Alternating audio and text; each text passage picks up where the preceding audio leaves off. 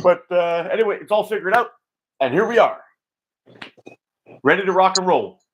Good morning, everybody. Good Steve, morning, everybody. so happy to do this, man. Oh, me too, man. Glad to be here. I know We it's tried been a doing long this a time couple of coming, years eh? ago. Yeah, we tried doing this a couple of years ago and it didn't work out. Yeah. Well, they didn't offer this kind of thing. You know, you do the split screen and everything. We couldn't figure it Yep. out. Yep, it was tough. Oh Yeah. man. I'm not a technical genius, and you're not a technical genius. So it was like, how do you do it?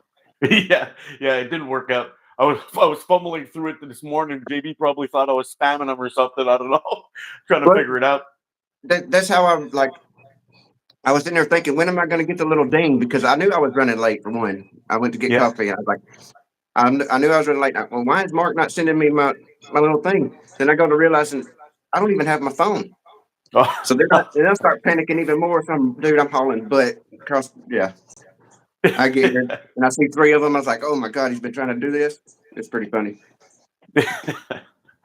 Yeah. You know, we got it done. That's all that counts. You know. Yeah, I hate that. I Yeah. woke up a little late, start off, and then I started panicking, and you know how it goes. Oh yeah. We we ended up going out for dinner last night with some buddies, and the people that I make the hot sauce with. Yeah. So every year we have like our West Island Fire Christmas party, we'll call it, and we go out to a restaurant and we live like rich people for a day from the money that we've made. You know. Oh wow. Yeah, it's pretty nice. You know, but we head out to this place and went and had dinner. It was nice steakhouse. Had a big rib steak for dinner and everything like that. And it's nice because none of that money comes out of our pocket. You know. Yeah. Yeah. Yeah. So That's that's what we did. We did that last night, but I only got home at like midnight and ended up going to bed at 12:30. And then I woke yeah. up at the crack of dawn like usual. So I'm on 4 hours sleep. You know. Yeah.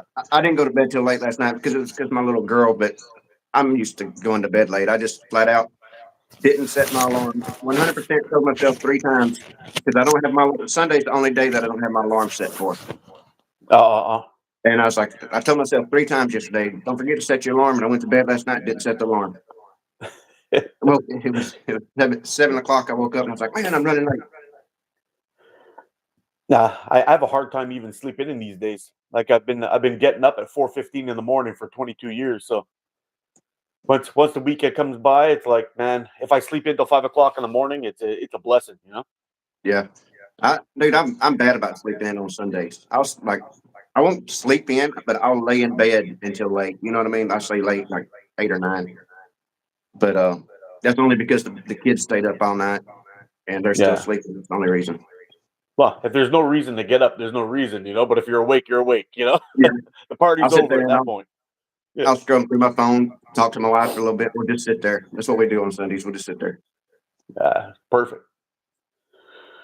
So let's see what we got going on here. We got a bunch of people inside already. 24 people. It's not bad for a first start there, especially this time in the morning. Who we got? We got Rob. We got Chad Green. Hillbilly Slings. Yeah. Good morning, everybody. Sorry I was running Yeah. late. That was my fault. How's it going, Everybody everybody? waiting for an extra 10 minutes. So I wanted to ask you. I saw that knife you were showing there, that Nesmik design. Yep. That thing's fantastic. Who is it that makes those? Uh, of course it's my design. I mean, I'll say it's my design, but I designed pretty much the handle shape and the blade basic shape. But Wyatt Hines is the guy that makes those, and he's I guess I say it well known. He's known. I can't say well known, but I mean, people know about him. You know what I mean? But he's not as known as he should be because he's an awesome dude and he makes awesome knives for a really good price. And Yeah, the fit and finish on that thing look fantastic. yeah, I mean, of course, like it's not going to be a $700 knife, right? Because we have to keep them affordable. But Yeah. you're not going to get this kind of workmanship from anybody else for this kind of price. Like it's a knife that you'll be proud to wear. Put it that way. Oh It's a wow. knife you'll be proud to carry around.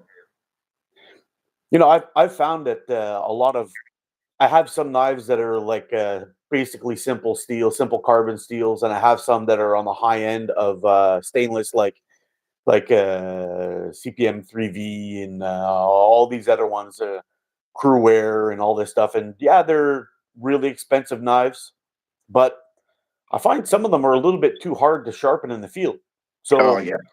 when we're talking something you're going to need to use in the field, I don't find they're that good.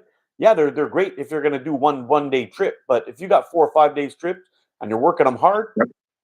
yeah, it's not so good. I much prefer like a 1095 or a 1084, something that you can sharpen real quick.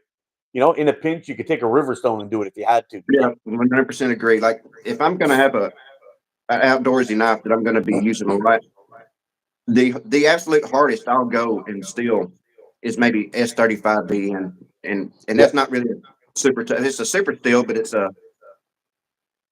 not nearly as it's more of tough a as some tough of the steel Sling than a stuff. hard steel, right? Yeah, yeah, Yeah, it's a more tougher steel than a hard steel, but it's about as hard as I'll go when it comes to super steels, CTS XHP or S35BN.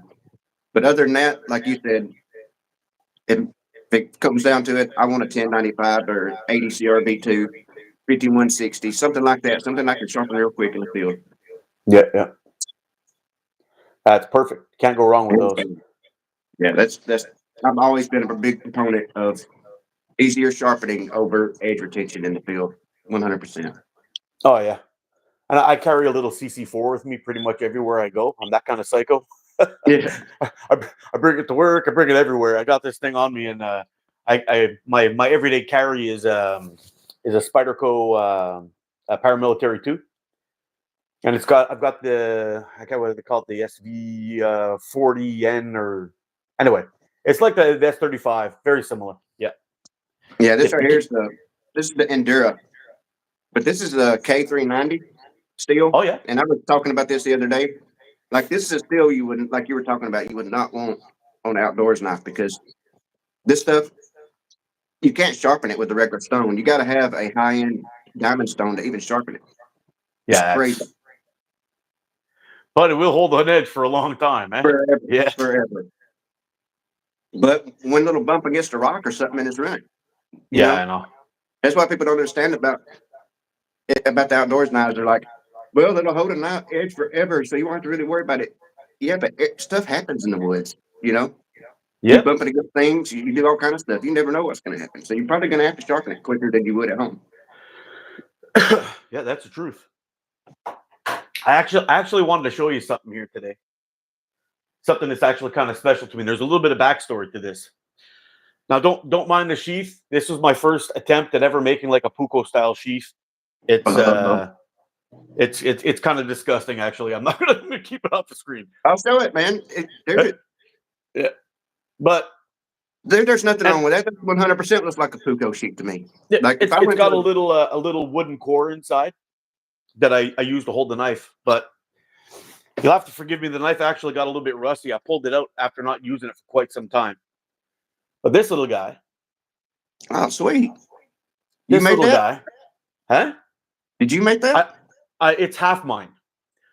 Oh, The this is the story one your behind friend this that is that, died. This is the one your friend that passed away. yeah, You talked about this knife, but I never seen it. yeah, this is the one. So for me, it's got, if you could check it out, it's got a distal taper to it, and it's set up like a stick tang. Now, my buddy Randall was suffering from chronic Lyme disease, Oh and man, it was at the time when you couldn't really decide if Lyme was a real deal or not up here in Canada, yeah. and he had bounced around from doctor to doctor to doctor, and he eventually ended up passing away from a heart attack from complications with his Lyme. But basically, they went too aggressive on the treatment, and it broke off too much of the bacteria. It stopped his heart. But when he passed away, his wife reached out to me and said, "Listen, I know you had a blade that was in the works for Randall. I'm going to send you the blank and the chunk of wood that he was using, because I had asked for bird's eye maple. I don't know if you can That's see that. beautiful. Oh, That's it's beautiful. gorgeous. And when Randall used to do all of his work, he used to do it all with a forge. You can see he's got the little forge marks in there Yep. still. And he was a kind of a gypsy, I guess you could say, but he was a master blacksmith. Like he made everything all the way up to swords. Yeah. And when she sent me this, I had an obligation to finish it. Yeah. It was For sure. just me. You know, my buddy passed away, but I needed to have his knife serviceable. And my plan was when I went out to my Algonquin trip to find a nice spot and bury it there. Oh wow, that'd be cool. That was my plan. But when it came time when I dug the hole, I couldn't do it. I bet. I couldn't do it. I didn't think by building the knife and actually just leaving it in the ground somewhere, it would do Randall any justice. Yeah, He built these fantastic tools that needed to be worked. So when he used to finish them, all of his knives, he used to do it in a traditional way. So he used to actually heat up the tangs and then burn them into the wood. Yeah.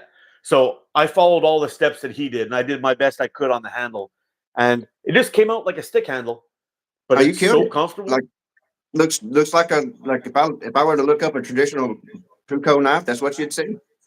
Yeah, it came out beautiful when I had the oil on it and everything. It was just fantastic. And anyway, I wanted to show you that. I know I spoke about it before, but I never actually showed anybody it. Oh, you killed it, brother. You did a good job. That was an awesome little knife. Mikey made it. He must have been running late too. Huh?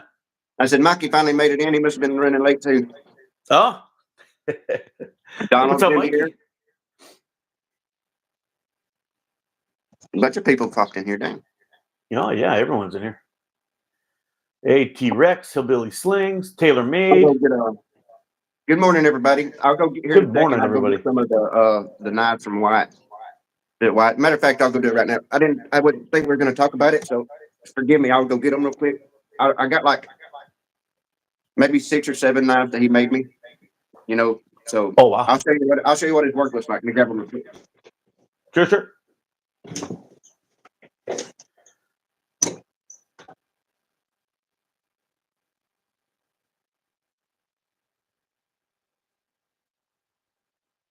Shades, how's it going, buddy?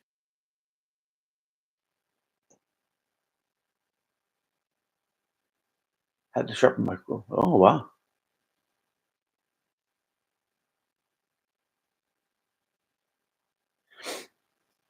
Actually, I got another thing I could show you guys too. Pretty much my where'd it go? Yeah. Pretty much my two go-to knives are where are we here? Pretty much my two go-to knives when I'm out in the backcountry is this D.H. Russell here. This is called a Groman number 3. I know it's kind of an odd shape, but the history of these knives up in Canada here are very interesting. A guy arrived here, I believe he was from the Czech Republic. Don't quote me on that. But sure enough, he had basically said, oh, here, I'll show Chuckin steel here. What is it? So this is one of the ones that I reach for on a regular basis when I'm out in the woods. It's called a D.H. Russell or a Groman number 3. They call it the military belt knife. It's got a pretty cool history. There was a guy named D.H. Russell and another guy that joined. It is exactly like a Canadian belt knife and made by the original who designed it, Hoggy. They basically gave out a couple of designs to a bunch of trappers across northern the north up here, and these guys went around testing out the knives, and that's the third design off of the original that they'd settled on for hunting, trapping, and skinning. So it was it seems to be my go-to. It's good for all things around food prep, all kinds of things, and they're pretty durable. I've put a pretty good beating on that guy, and it's a very simple carbon steel that it's used, and it works fantastic. Yeah, that's whenever we had our knives being made, he asked me if I wanted to go with a Nitro V stainless steel, like my knife is actually that I'm going to show you set up. And the whole reason I went with ADCRB2 is the reason me and you were talking. Like people that's actually going to use it, like if you bought one, you would actually use it. And although ADCRB2 rust, all you got to do is put some olive oil on it every once in a while, and that won't Yeah. happen. Or Yeah. just make yourself up some fixing wax and give it a good coating after. Yep, That'll do it. 100%. I got, let me grab it here. I got a couple of knives here that he has made me over the years. The latest one is actually a monster, but it's just for show and tell. It's not. I'll probably never use this knife. It's Oh man. as you can see, the handle. Oh, interesting. Yeah, the original. I mean, from all the studies that put it this way, I did a 10-page report on Jim Bowie when I was in high school, and I went all around the area within a 300-mile area. My dad actually helped me with, and I did a report, 10-page report on Jim Bowie. We had to pick somebody in our somebody from history that affected us in our daily lives, and I picked Jim Bowie because I was a big knife guy. Yeah. And from all the research that I found, this is what his knife looked like. Oh, very interesting. And if you'll go back and look at a bunch of your Civil War pictures, their fighting buoys will be backwards. They'll usually have a D ring, and the guard will be backwards because Jim Bowie's thought was if you were fighting hand to hand combat, you didn't want to be bashing your cutting edge against somebody else's blade. Yeah. So this is the way it was. What he had designed. I mean, from what everything I could see. And there's a few people out there that believe the same thing, but you don't have to believe it. You can believe it was a regular Bowie knife if you want. It actually makes a lot of sense. Yeah. It's the same thing with those guys that the woodsmen that use a double bit axe. One of them they use for chopping out roots, and the other side they use for felling trees. So Yeah. Well, dude, like what people don't realize when they're like, we don't know what it really looks like. All right. First of all, we know exactly what it looks like because it was explained very closely by the only bounty hunter that lived. He got into a altercation with 3 bounty hunters in Texas, and he killed 2 of them, and the other one barely made it out alive. And the one that made it out alive told many people what. I mean, he told when I was reading it, he was telling the newspaper exactly what the knife looked like because they were asking. And I mean, he cut one of them like his when he was telling the newspaper, he was like, he killed my friend. He took his head off with one swoop and gutted the other guy from his belly button to his chin. So oh Jim man. Bowie wasn't no joke. You know what I mean? No. No. That's the original G right there. That's crazy. Yep. I don't know what started. I mean, I don't know what started all that, but they got into it with Jim Bowie, and he's the only one that made it out alive, and he told people what the knife. But anyway, this is another one of my designs that was made by White. Oh, I like that one too. That's nice. You'll notice a lot of my designs don't have guards. I think I mean, it's not a tactical knife. You shouldn't be stabbing much. You know what I mean? So Yeah. it's just the way if it was a tactical knife, I would have a guard on it. And just to show you, this is exactly why I'm a Puko guy. Because for any kind of crafting, you want to get your hand up as close to that blade as possible. Yep. That's it. And it's a big mistake when you have these knives that have those big choils up in the front and everything like that. It just causes more stress on your wrist, and it's less functional, in my opinion. Yep. But there's another beer. Oh, look at that. Oh, I really like that one. Here's a question: Do you prefer knives with a fat belly or a thin belly on them? Fat. Fat, eh? 100%. All day long. I like a thick bladed knife. Oh, They first things first. You can put whatever kind of edge on them you want, right? Like a thinner knife, you're gonna have to if you let's say like your Leatherman, for instance, you can't put a 15-degree edge on that Leatherman, or it'll look like a scanty grind on it.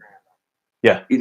So I like a wide knife that way I can put whatever edge I want on it. And then second of all, it slices better through material. Say meat or whatever. It's easier to deal with, easier to cook with, or prep food.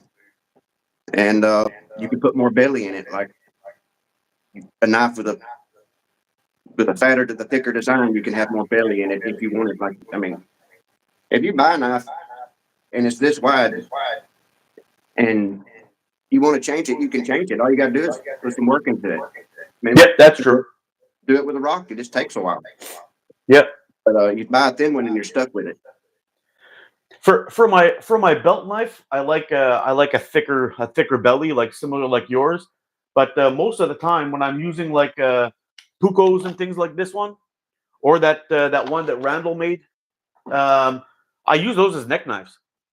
Yeah. so I keep those for my fine work. They're nice and skinny and thin. But my belt knife is usually a chunky fellow like this guy. This one. Yeah. See, that's to me, that's about as wide as or as thin as I like to go. For me, that's about as thin as I'd like to go.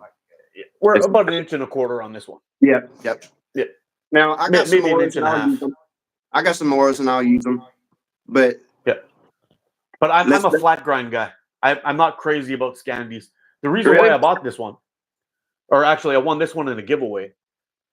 The scales that are on here, they're oak scales that came off of a tall ship that used to patrol the bays and in the Maritimes in Canada during the War of 1812.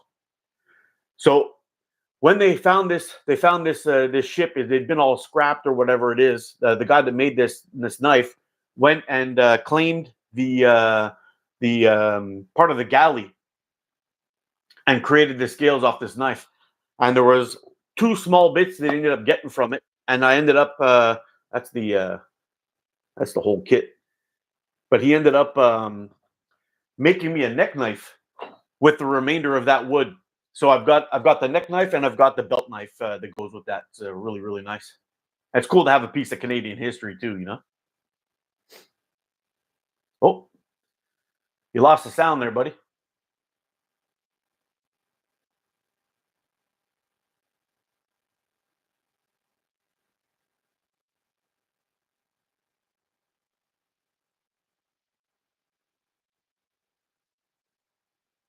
You lost your sound there, JB.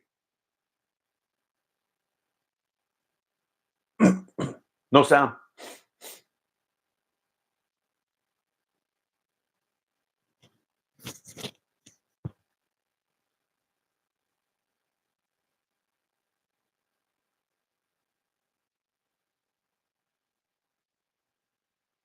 Oh, there might be a mute button going on.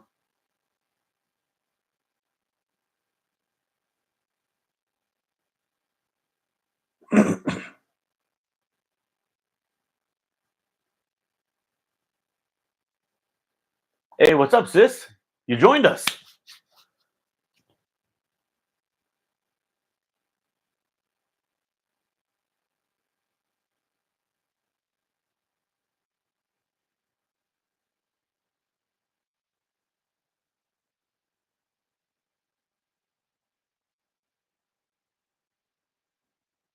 Oh.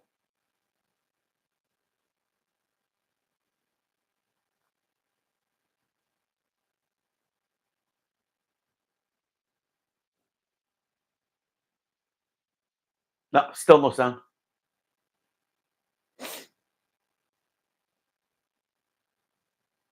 Oh. Hey, how's it going, Joe? We're just chilling here, chatting a little bit about knives and slingshots. We're in streaming. I hit it. I was on with Coin the other day and it didn't work out. Hear me now? Yeah, we got you back. Dude, I don't know what happened. You were talking and you went down and I was like, I could barely hear you. And I was like, what's going on? I tried putting my earpiece in. Nothing. Oh. Now you're. I didn't even know you can go out and come back in. That's cool. I didn't either. I was hoping for the best. I was like, I can't do nothing. Oh, that's nice. All right, problem solved. Well, it's been a rough morning for me. For both of us, brother. Let me tell you. I hate the way this light looks like that light makes me look like I just woke up. It's tough work figuring all this stuff out. Yep. I don't have the neck knife with me, guys. I don't know where I put it. It might be It might be downstairs somewhere. I'm not going to run around and go find it, but This is the oh first wow, that's knife a I really ever had nice one. white make me. This one was blued. Of course, it's been heavily used since I bought this 6 years ago, but it's You got to use them. it's just a chopper, you know, like a beast of a knife to use whatever you want to use it for. Yeah. And then of course, I got the knives that we're selling. Let's see if I can get it.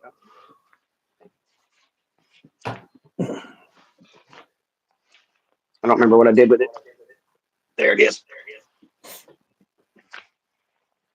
Oh, very nice.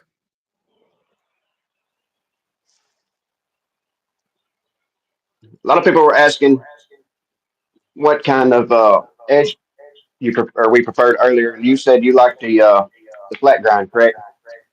Yep, Full I like a flat. flat grind, and I like to. I usually like to convex them on the edge. Yeah, I I'm a found convex zero. guy. I found zero grinds on anything, scandies or flat grinds or anything like that. Tend to be a little bit too brittle for any kind of really hard work. I've even had Mm-hmm. cutting in notches on like hard pieces of hemlock and hitting one of the knots. It's actually giving me some rolls on zero grind. So I went Yep, completely away from that and started to convex the ends in and never had a problem since. I'm the same way. Like the Scandi grind just is way. There's no support there. Is the best way I can put it. There's no support there, and if you got a zero grind Scandi, it takes nothing. A piece of pine will dull it in 30 minutes. Yeah. There's nothing to it.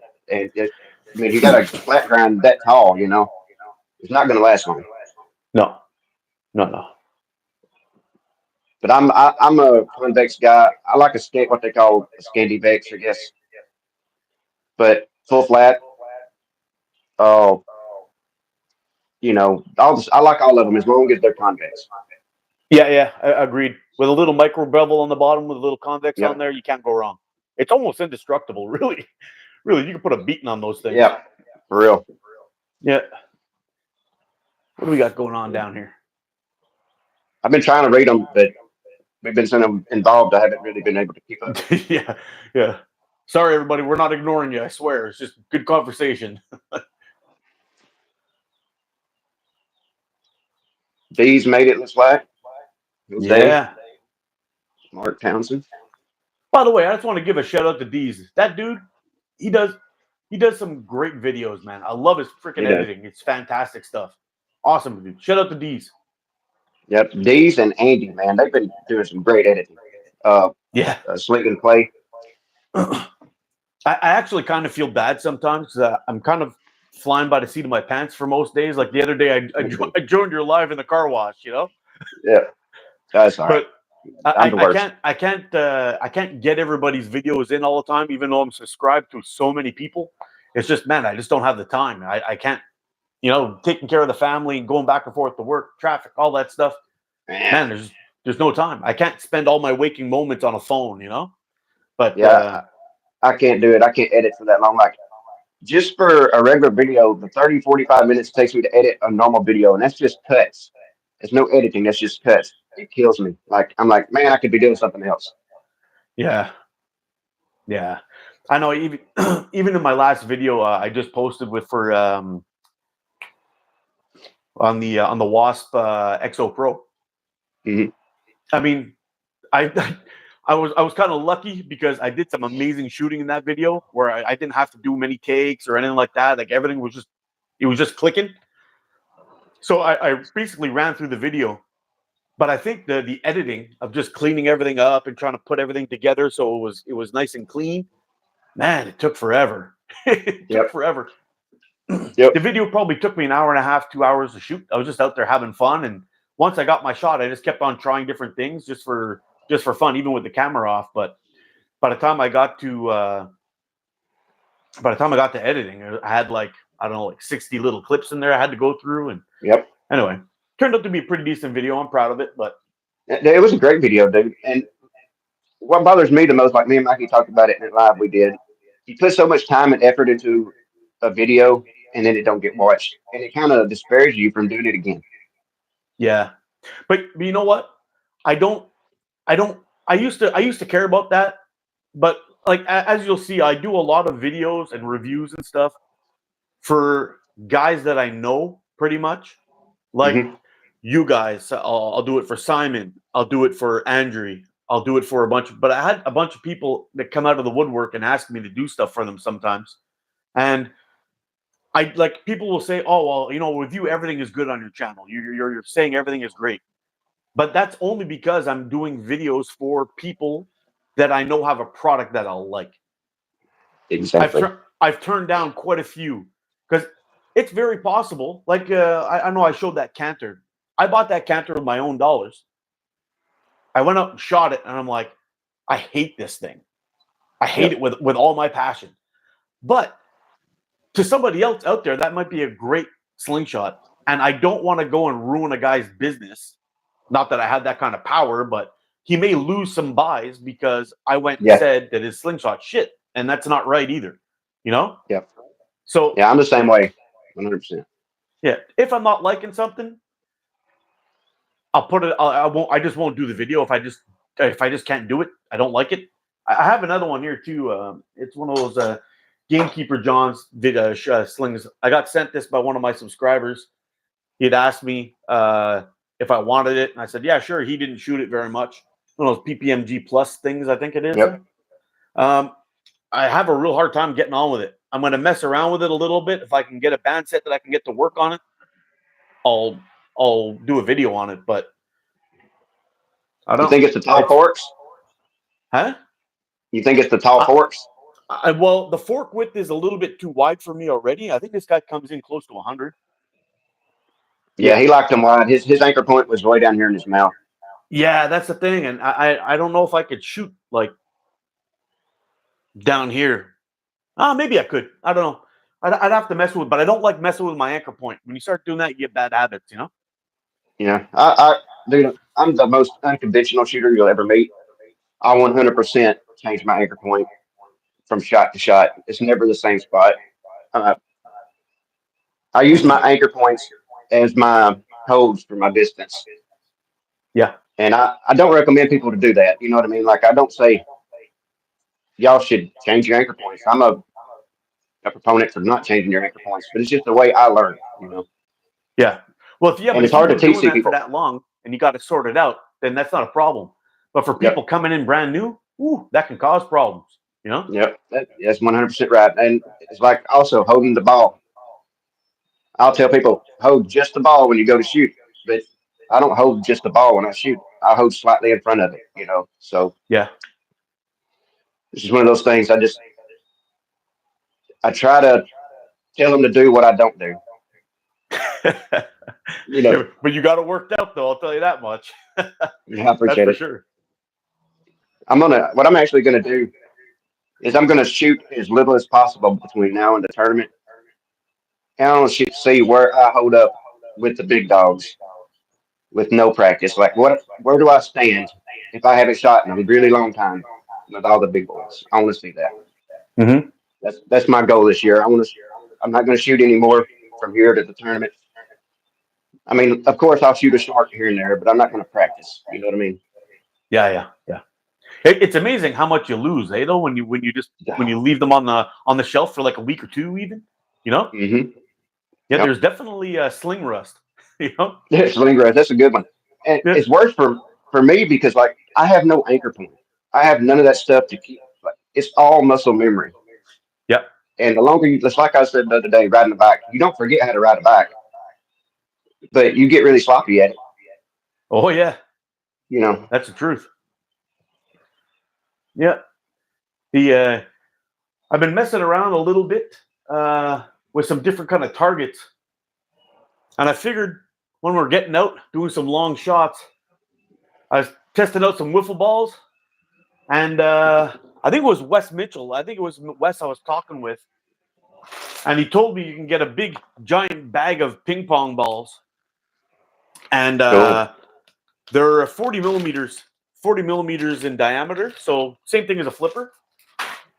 But I'm thinking instead of using the ping pong balls as just standard targets, I want to try shooting them with like chasing a can, Oh a yeah, much smaller target. That should be a lot more challenging. You know? yep, yeah, that'd be fun. And I don't know why the tournaments don't have can chasing in the tournament. Like for me, setting up a 15-yard line and saying go, and the first person to cross the line with their can wins. That would be amazing. Oh wow. Yeah. Don't know why they don't do it. I don't. It blows my mind. And really, people kind of laugh at can chasing or just shooting cans in general. But I gotta tell you, when you're chasing a can and you're hitting different elevations and it goes into a hole and you only got a little piece sticking out, it makes it far more challenging than people think. With the range changing too. Oh man, that's a lot I of can. fun. I've learned the Yo, secret to it a thanks, long Squatch. time ago. I'm pretty good at it. Oh yeah, Yeah, Leon joins your membership. Awesome, Leon. awesome dude. Awesome. Oh, just to let you know, JB, I'm sitting somewhere around 7,850 subscribers or something now. When I Heck reach yeah. 800, I'm going to be doing a giveaway, and it's coming from your guys' shop, you and Mikey's. Awesome. Sounds great. Yeah, I'll figure out what it's going to be there, and then I'm just going to purchase the item. But we can arrange for you guys to ship it directly from your place to somewhere. Yeah, or we have gift cards, electronic gift cards, if that's something you'd want to do. Oh, okay, yeah, that'll be even better. I'll figure out a price that'll work for Yeah, everyone that's around, and we'll just send them out a gift card, and they can arrange it on their own. yeah. The way it works is you buy the gift card, Mikey sends a code, and as long as you don't, give nobody the code, they don't know it. So whoever you send the code to will have it, and they just put it in when they go to checkout. That's brilliant. You guys are awesome, man. That's a great idea. That's a great idea. Okay, that's what I'm gonna do. That's what I'm gonna do Yeah, for sure. that's great. Yeah, should be pretty fun. And then And, another thing we have that a lot of people don't know, we have the I think it's called Sizzle or whatever. But if we have something that's out of your reach, it's price wise, you can pay it in payments. oh, really? Hmm. Oh, wow. So it's like a layaway. Yep. But if I'm not mistaken, I think you actually get the product. Oh, really? You have to ask Mikey, but I'm pretty sure he sends it out, and then Sizzle makes sure that we get paid. It's kind of like an agreement. They pay Sizzle. So kind of like an escrow thing, I guess. Eh? Like Yeah, they send it over and they just make sure that you guys get paid, and if not, they go after them. yeah. It's kind of like a pimp. I guess they're the pimp of the slingshot selling world. The pimp of sling gear. Yeah, Yeah, they're that's pimping awesome. sling gear for us. That's funny. Oh man. But yeah, it's a great thing to have because man, I like even to this day, people think that I could just go buy and custom if I wanted it right now. I'm just like anybody else out there. My money matters, and I can't go spend $150 anytime I want on a slingshot. Oh, I So, know me so either. I got to save my pennies for a long time for that. yep. You know. And it's funny. I had a comment just the other day on that grill and slinger video I did with the beef jerky. Some guy commented, "Oh, the life of a YouTuber must be great." I'm like, bro, All I this money struggle to you're put food making. on the table sometimes. What are you talking about? The only benefit you have over anybody else is once in a blue moon, and I say once in a blue moon, somebody might offer you something for free, and then it's not free. You've got to do a review on it. You know, Yeah, you're working for the product, so it's not free. yeah. And people get shocked sometimes. Like when I'm going hard on a video, and I want to do something and really lock it in. That video I did in my little book of secrets there, I write down everything that I want to talk about. Then I arrange it into order. Then I start setting it up and what I want to do, like for that band making, tuning your bands video I did. From beginning to end, that video took me 10 hours. Wow. 10 hours. Now, just for fun, from the time that I started writing it down for the idea and from the time that I posted that video, that was 10 hours of work of me just, 30 minutes, half hour, 40 minutes, an hour at a time, building it all up, shooting the video, coming in, editing it, uploading it to YouTube, all that, about 10 hours. So Yep. Imagine if I was getting paid my wage at 10 hours, I could have bought 4 of those frames. Yeah, You know, yeah. well, People don't get not it. quite. I'm not making that kind of money, but We know what you just mean. Yeah, yeah, you know. But yep. man, I'm the same way. I when I say things like that, I exaggerate them, and I assume people know what I mean. But you always got that one guy that thinks you're being technical. You yeah. know, so I'm the same way. Oh, Uncle Dean. Mr. Dan had a birthday, I believe. So happy birthday, Mr. Dan. Yep. Mr. Dan Layton. Sorry, guys. We've been kind of ignoring the comments. We've been talking. Looks like they've been having their own conversation anyway. Yeah. I, what I know you've mentioned it before that you got your first slingshot off of Amazon or whatever. What drew you to slingshots, or did you just run across them? No, you know what? I was chatting with my son one day, and he was asking me about what I used to do when I was a kid. He was just a young guy. He was in one of my first videos. He was around, popping around. But it was 2018. I bought that first top archery slingshot. And anyway, he was asking what we used to do, and I said, "Well, back when I was a kid, me and my buddies one summer went out and bought those Daisy wrist rockets. You remember those Mm-hmm. with the little arm brace and the tubes? We bought one of those, and we had paint gun wars, like paintball wars in the woods, and we were all dressed up in camouflage. We split up in teams of 5, and we try to attack each other Yep. and shoot each other with paintballs. Well, the forest was green, and very few of us got hit. it was pretty bad. When we got a little Fun bit, though. oh, it was a lot of fun. We did that for one summer, and then I pretty much tossed that thing out. I never used it again. I actually found it about 19 years later in my parents' basement. And I showed my son it when he was like 4 years old. I'm like, look at this. This is a slingshot. You put rocks in here and you can shoot it. And he's like, oh, cool. So when the pandemic was coming up, I guess it was 2018, just before the pandemic hit, we were chatting about slingshots, and I explained to him what they look like and how they worked. And I went online and I did a video. I saw a video of a slingshot. And these guys were shooting these slingshots that I've never seen before. It was the most amazing things. Flat bands, not Yep. tubes. They were shooting super fast. Some guys were shooting long draw. I'd never seen any of this before. Blew my Yep. mind. And I was like, I'm getting one of those. That's it. So Dude, I went through. I get giddy just listening to you talk about it. You know what I mean? Because it brings Yeah. back memories. Yeah, I started scrolling and I saw the top archery slingshot. I thought it looked cool. It had a little target on it with little colored things. It looked like Thanos' glove. I was like, Yep. done, ordered. Thing showed up. Took me like 15 minutes how to figure out how to put it together, how to use the bands. I didn't understand TTF or OTT or any of that stuff. We went outside. I started shooting with it, and to give you an idea, when I was shooting that Daisy wrist rocket, my target area was like I was lucky if I hit anything in there. And within 3 shots with those flat bands, I was busting cans. And I was like, oh wow, there's something here. I also picked up a few things coming from an archery background, so it made a bit of a difference. But man, we went outside, we started shooting cans, and I don't know if you saw it in my early videos. I had that swing set with a big blanket hanging down the back. I mean, I remember it was a total makeshift thing, but it got us into the sport. When I broke those 2 bands, I couldn't figure out where to get any more. I started looking through. I'm like, should I order them? They seem kind of expensive. I made that video, but I put that slingshot on the shelf for a year. I didn't make another video. You'll see my first video is 2018.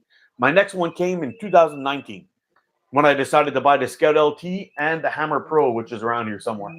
Yeah, I bought those 2 slingshots and we got started in the backyard. And that was it. Wow, that's amazing. Never looked I back. can tell you how it happened for me. My little girl had just been born. It was 2014, and we were in Pennsylvania at the time. I was building a power plant up there, and the little town we lived in on Saturdays they would just line up on the sidewalk and sell stuff like I don't know, like a garage sale every Saturday, if that makes sense, but on Main Street. Yep. Well, they did that, and we were walking the tables one Saturday morning, and my son was probably 4 at this time, and they had one of those generic wrist rockets sitting on the table, and he was attracted to it and picked it up, and I was like, "Oh, you want it?" He's like, "Yeah." He said, "Dollar." I said, "Done deal." Paid him, Wow. and we walked off, and I put some tubes on it, ordered some tubes for it. I had to go to Walmart because at this time Amazon didn't have all this Yeah, kind all of the good stuff. stuff. So I had to go to Walmart, and they didn't have any, but they ordered them for me, and got them in. We put them on there, ordered or got some ammo from them, and we got to shoot in the backyard, and it sparked up what I did when I was a kid. Well, I think we traveled to Virginia next, and that's when I found Simple Shot. Oh, Up until then, I didn't know it was either natural forks or wrist rockets for me. Didn't know anything else existed. And I don't even remember how I come across Simple Shot. I think it was a video. Chris Tanner from Prepared Mind, you know him? yeah, yeah. I run across one of his videos, and he had a original Simple Shot scout, and he was talking about it. And at this time, the video was already 2 years old. So I'm like, wow, that's a cool looking slingshot. So I went and ordered. I think it was this. It wasn't the scout; it was the champ. I ordered the champ because it was cheaper. Yeah. And that's from then on. I haven't quit shooting. Here and there, I quit shooting for 6 or 7 months, but Yeah. that's how it went. Yeah, the fire's lit though. It's too late now. Yep. Yeah. And the whole YouTube thing, you're the reason. I don't know if you remember this, but I messaged you one time on YouTube, and I was like, "Hey, dude, I just started up a new channel, and you're the reason why I started it up. Yeah, I Shooting in remember your that. backyard." And he was like, "Oh yeah, man, keep it up doing this." And I didn't think you even knew who I was in the world, right? And I was shooting, and I put in some music in my video, and out of the blue, you hit me up, and you was like, "Hey, dude, just giving you a heads up. Don't use regular music in your videos because when they get monetized, you're not monetized now, but when you get monetized, you won't get any money from it." Yeah. And from then on, I was like, "Oh, I know who to talk to," Yeah. and it went from there. My whole mindset and all that, like some people they worry about being in competition with people and all that stuff. Man, there is more than enough subscribers to go around. There's more than enough views to go around. And the only way this whole community gets better and better and better like it does is because people like you and I share info, we prop each other up. I want to see every single person on this list, any person that I bump into and anybody that watches my channel elevate themselves in any way, shape, or form. And if I can help with that, that's awesome. I That's give everybody my secrets. Huh? I give any shooter my secrets, like all the stuff that I learned over the years. I tell it. I mean, if it makes you a better shooter, I'm not going to hide stuff. Wow. Oh, Robert, thanks, man. Tennessee too. Woo! I'm going to be Oprah rich at the end of this. Look at that. Yeah. Thank you, boys. All right. So we talked. Go ahead. Sorry. Go ahead. I was just picking your brain because we planned to do this a long time ago, guys, and it didn't work out. So this is pretty exciting for me. I've always wanted to see her pick Mark's brain. So, what made you so? I don't. Particular, I guess is the word I'm looking for. Like, what made you so particular in your shooting? About my shooting? Yeah, like you do everything a certain way, the exact way every single time. When did you? I guess I'm asking. When did you realize that mattered? Before I ever picked up a slingshot, I knew that mattered. I don't know if I've spoken about this before, but when I was a kid, my family, my dad, my grandfather, everybody were really into firearms. So my dad was coming from a military background. He was and being trained as a kid from his father. The whole shot sequence thing, like the firearm safety, how to shoot things properly, setting your body up, all this technical information he kind of passed on to me with firearms when I was a kid. I think I started shooting somewhere around 9 years old. And we ended up having to drop that when we took in a family member who was had problems. That's as far Gotcha. as I'll go with that. But we ended up getting rid of the guns just to be on the safe side with this person. And then we took up archery. When I went to archery, I applied what I had learned from shooting firearms with body positioning, breath control, all of these things, and my step through. And when I was a kid, I used to struggle with target panic. I would shoot because you're expecting the recoil and you kind of flinch before you let it go, or you jerk the trigger, and that would cause accuracy problems. Yep. So I used to just talk myself in my mind while I was doing things. My dad said, just like talk through your breathing process, listen to yourself, take a breath, slowly release, get comfortable, hold, squeeze, squeeze, squeeze, and boop, the shot would go off. And I kind of eliminated my target panic that way. When I got to archery, I discovered that I had the same thing, the same issue. But when in the club that I joined, they had taken like a paper of talking about a shot sequence, and that's actually where I got the term from. And my dad would still talk about how like you're addressing a shot or something like this, but when I got into archery, they had like a shot sequence, and they were talking about setting up your feet, squaring up your body, Yep. Holding your bow out, but rotating your elbow out so you don't get any of the string slap. Again with the breath, holding in the thing, using back tension to hit your trigger. I mean, a bunch of things. Yep. Anyway, when I started off with slingshots, I applied all that I had learned from there over to slingshots. Like some people are shocked to tell them when I've only been shooting for 3 years. Yeah. Really, it's been, or maybe 4 years now. I guess 2019 is where I really started, but 2018. I mean, I shot it for a summer and then put it down for a year. So I mean, I had 2 band sets. I didn't start taking it like really, really full on serious again until I started my YouTube channel. Like I was back shooting here and there, but I wasn't practicing every week or every day, to so to speak. When I started my YouTube channel is when I really wanted to start. Well, if people are going to see me shoot, I better be up to snap. And of Yeah. course, that didn't last very long. About a year and a half of practicing every day, and then it just, Yeah. But that was actually the reason why I started that. I think it was probably 4 or 5 videos in. I started that whole quest for accuracy thing. Mhm. And the first time I did that, I was shooting at a 30 mil flipper, and I think out of 50 shots, I hit it 8 times. And up until that point, I'd never shot anything, but I was trying to develop good practicing habits. So where I got up to the line and I was like trying to do everything robotic, take it from my thing, load my pouch, anchor it Yep. on my face. Because I started off doing it like Fowler.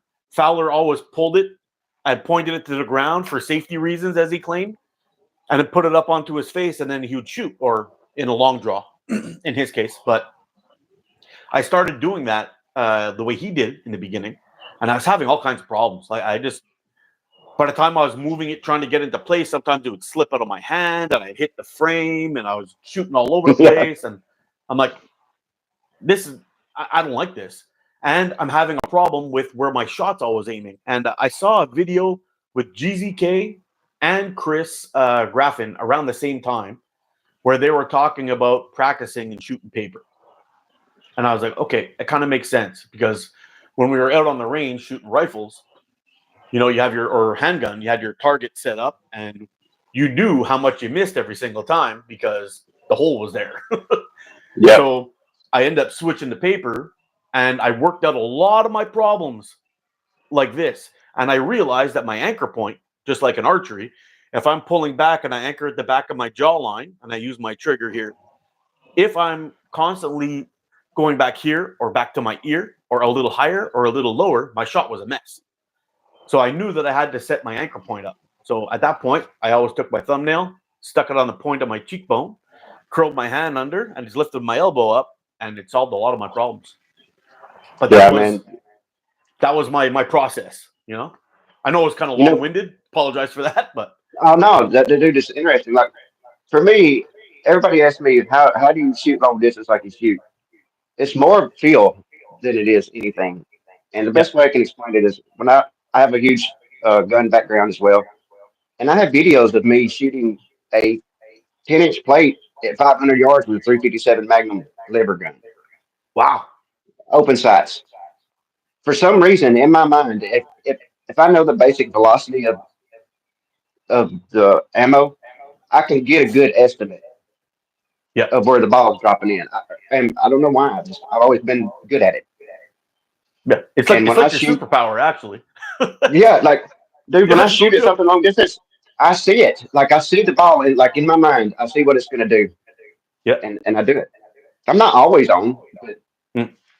you know, No, but you will be on in 3, yeah. right? Especially if I can see my impacts. You know, if I can see my impacts, Yeah, I can fix it pretty quick.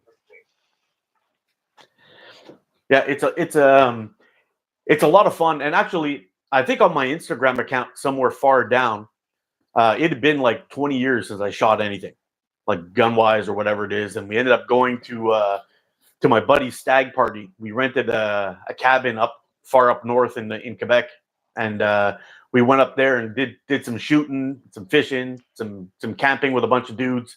There was I think 16 of us that went out there, and at the back of the guy's property, he had this big mountain that you can go straight up. So we used that as a backdrop to make it safe for everybody, and we bought one of those little those clay pigeon shooters there. Hmm.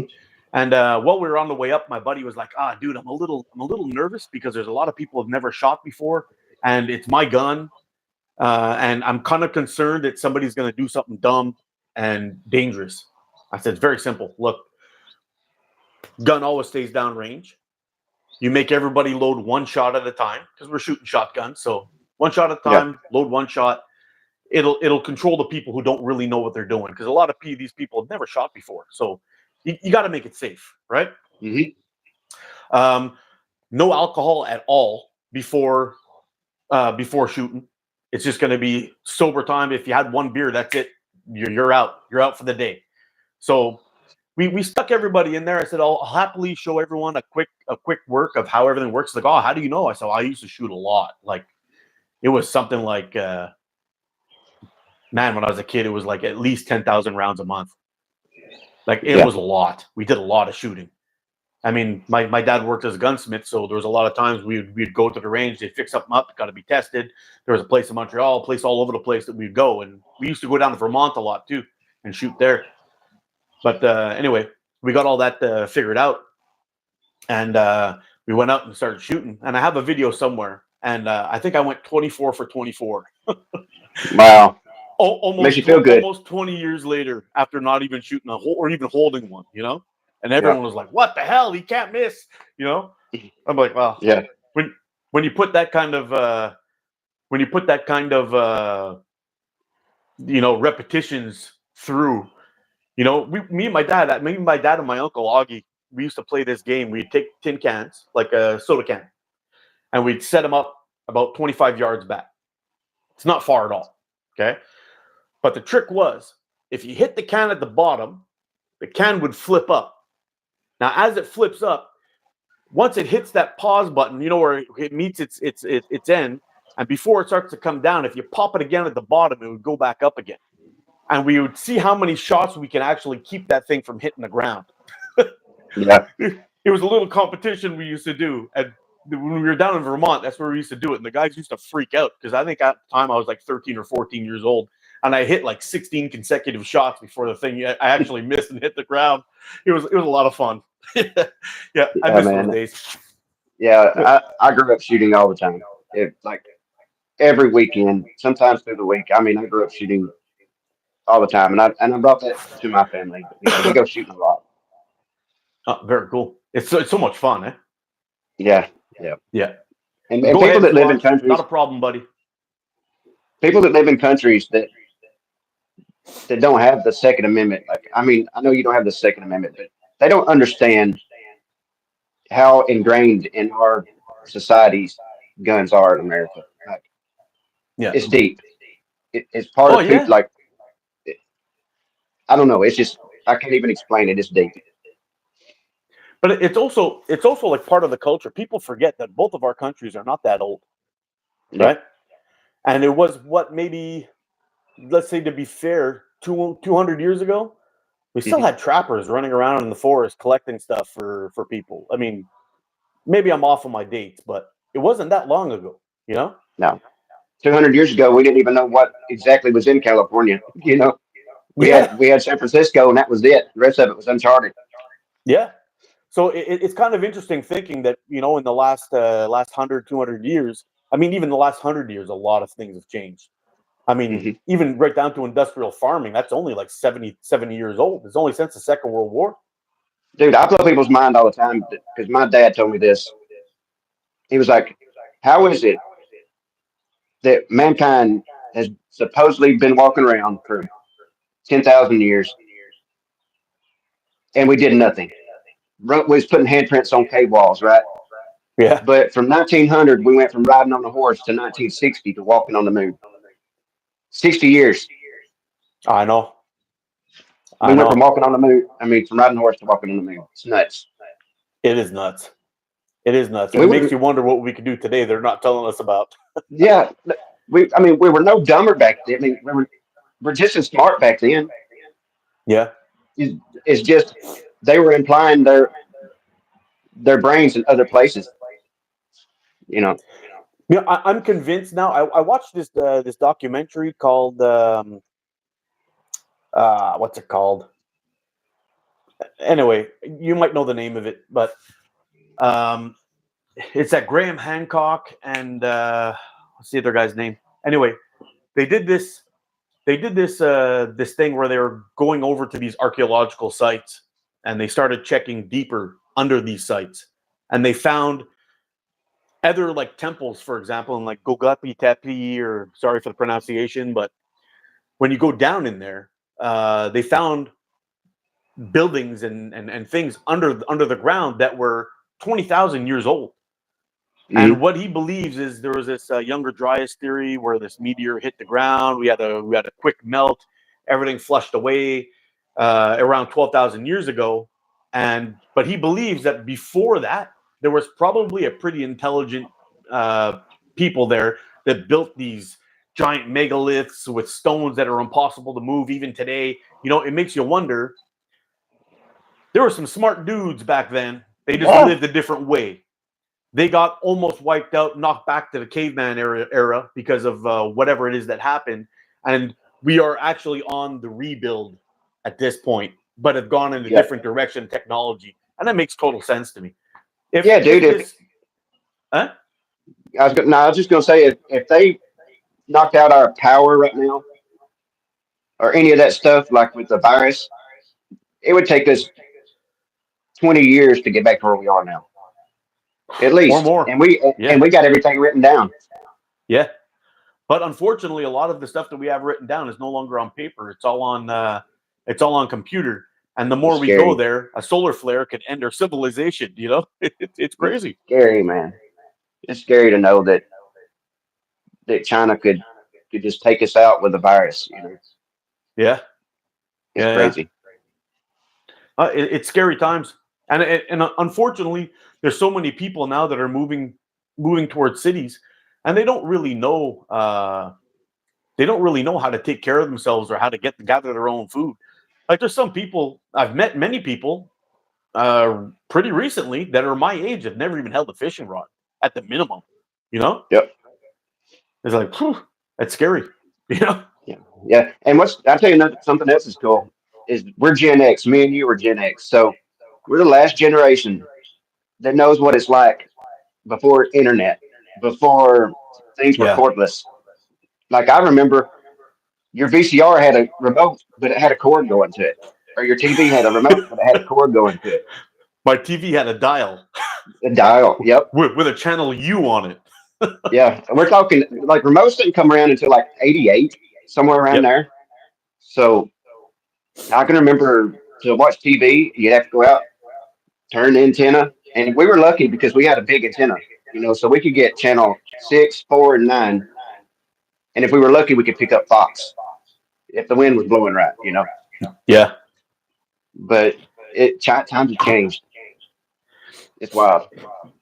Yeah, I'm kind of like a stickler on that kind of stuff, you know. Like my son, he's done some wild camping with me.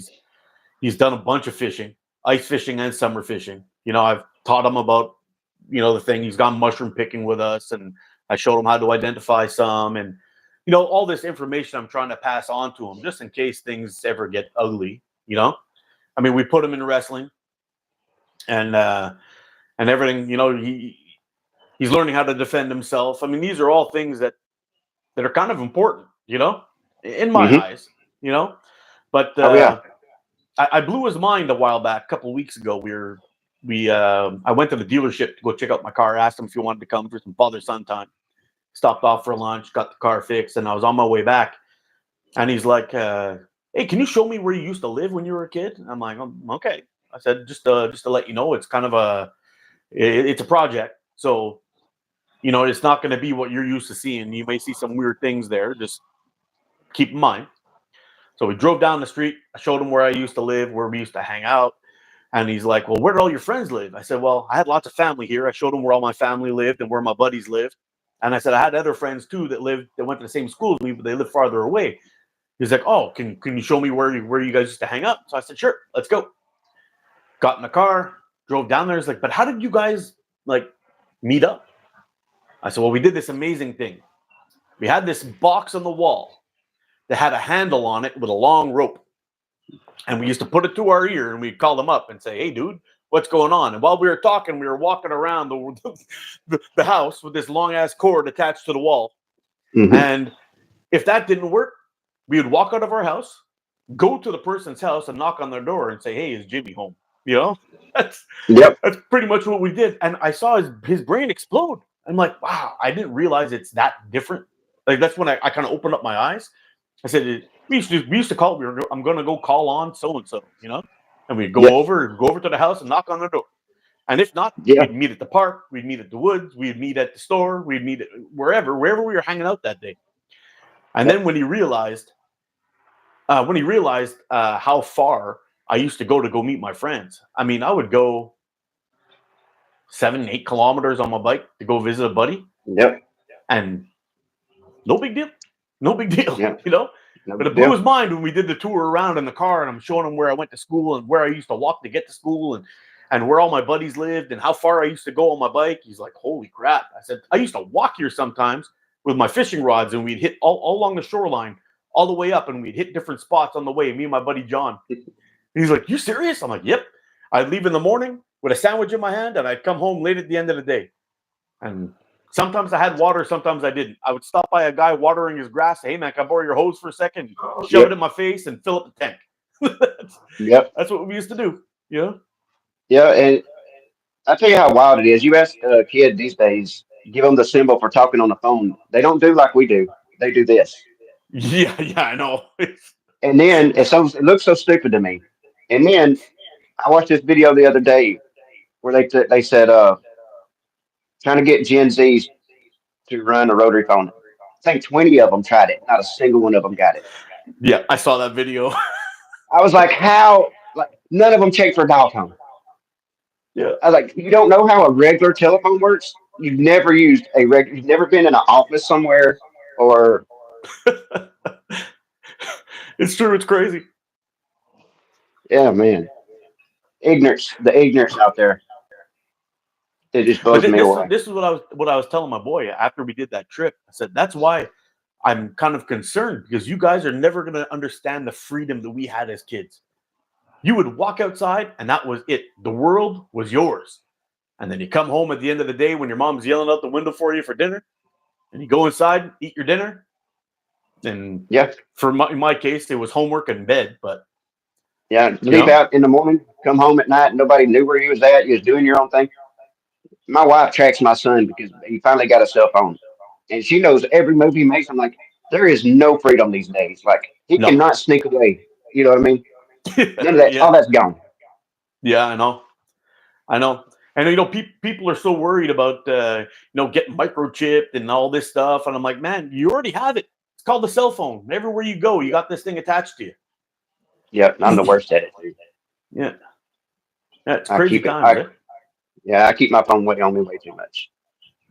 Yeah, me too. Unfortunately, us people that are involved in social media, we kind of try to keep things going, answering questions, and keeping close to the community. It's part of our deal, But Yeah, yeah. And the crazy thing is I'm a really private person, and like I had people the other day asking me, my name, what's my wife's name, what's my kid's name. I'm not going to put any of that out here. Like, not that I don't trust you guys, like the main core group. You you never know what kind of crazy people are out there, what they're going to do. Uh, Mhm. what's his name? Matt Carricker from Demolition Ranch was just talking about how he had like 3 stalkers that he had to get rid of. Oh boy. And that's why he took his family off the internet because at first he was showing his whole family. Yeah. And he was like, it's to the point now where my kid's safety comes before anything. So, you know, and I'm that way. I just don't put everything out there. Yeah. Oh, take care, sis. Thanks for stopping in, my friend. Enjoy. I hope you're posting a video with your shooting outside in the forest today. Guys, we'll start chatting with y'all here shortly. I feel like we're neglecting them. I do too. Yeah.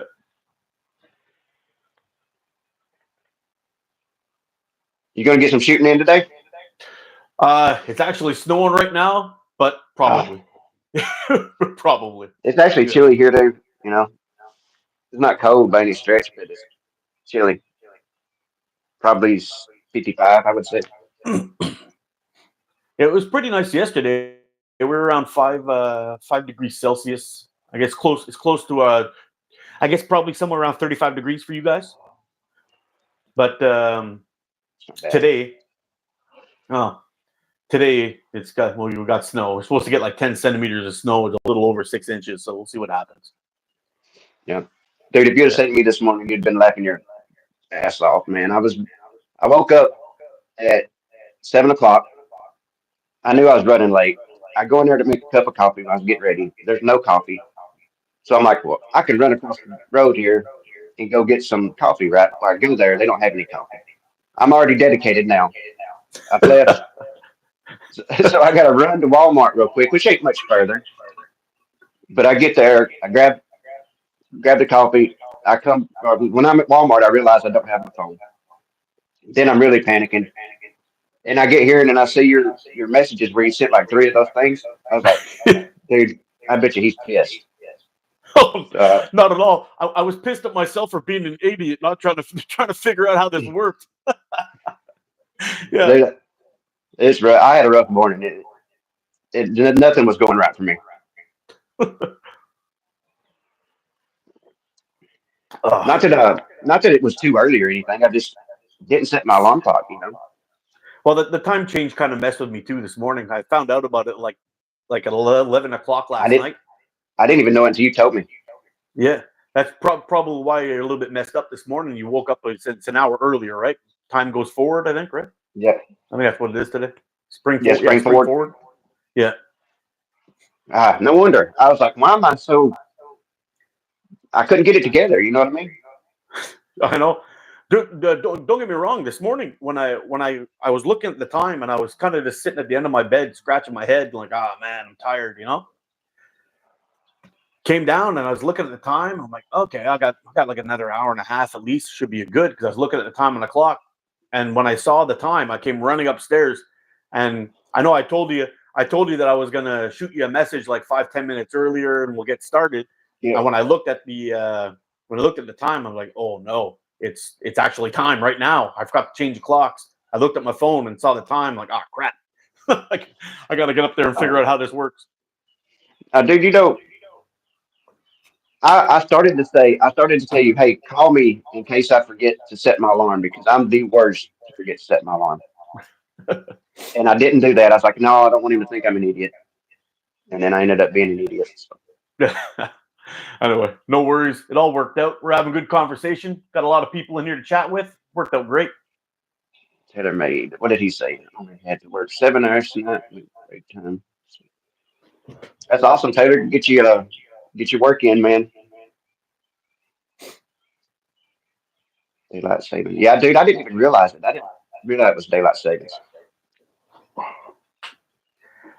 I also got some of these here. I don't know if you've ever tried these. I haven't, dude. I've wanted to. I've almost bought them a million times, but I never did. The price was real cheap. I think it was like, I mean, it was like $15 Canadian for 60 of them. But they seem to be a good size. They're probably around 50 millimeters. I think they're probably a little bit big. Yeah, 5 centimeters. A little bit big, but could be fun.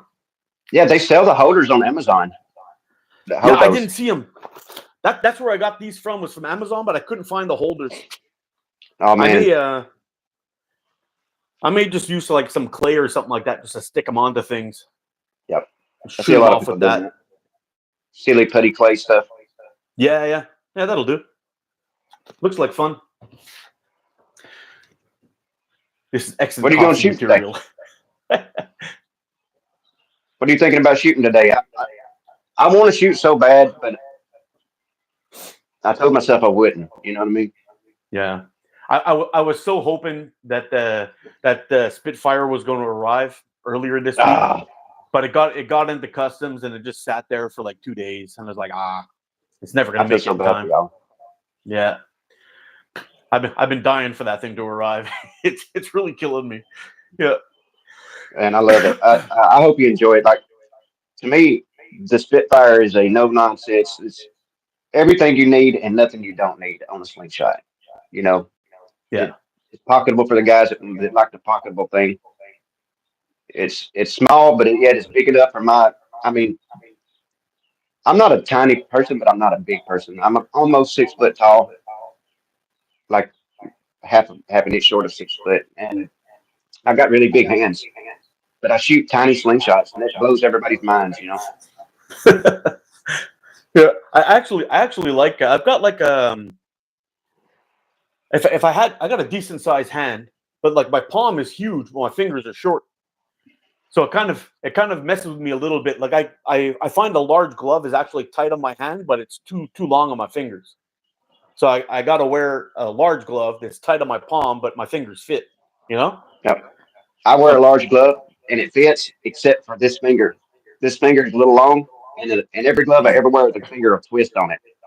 oh no. I guess because it's too short. I don't know. Yeah. The Aries, yeah, I need to get you an Aries sent to you. And they look really nice. They look really. We I got can't some. remember who it was who was talking about it. I think it was on the on that live I did with Rex. Somebody was mentioning Aries in there. I went on the website and checked it out, and I was like, "Oh man, these guys are gonna make me broke." Yeah, we It's got some really coming nice. from Tim. We got some coming from Tim. We're going to talk to Harley Davidson about making some, and I have a custom coming from Dan himself. So I'm really excited about that. Yeah, I was As checking far out some as of Harley's stuff. It's fantastic. It's beautiful, man. yeah, we got Wow. another big shipment coming. I paid for them last night, so they'll be here next week. I don't know. We're thinking about running like a flash sale. We haven't made our minds up yet. So y'all keep y'all's eyes out for a flash sale on Harley Davidson slingshots. Oh, very nice. Are they not moving those guys or what? Oh, dude, they sell like crazy.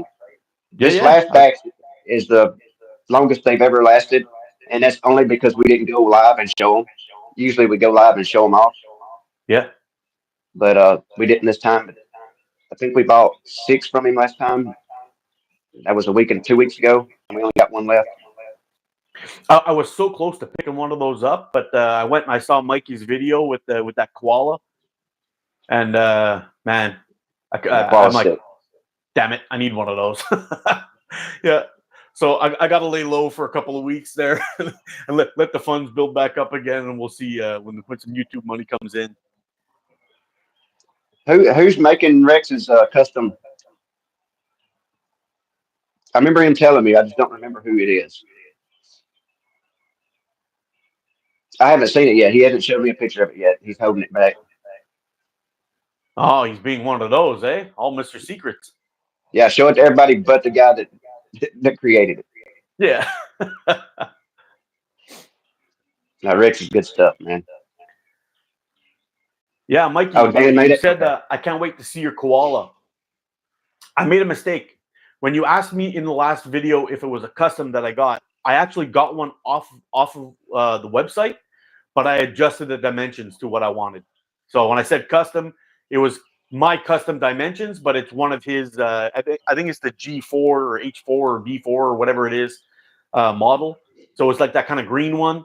I really like the color. It kind of reminds me of like a lizard's back or something.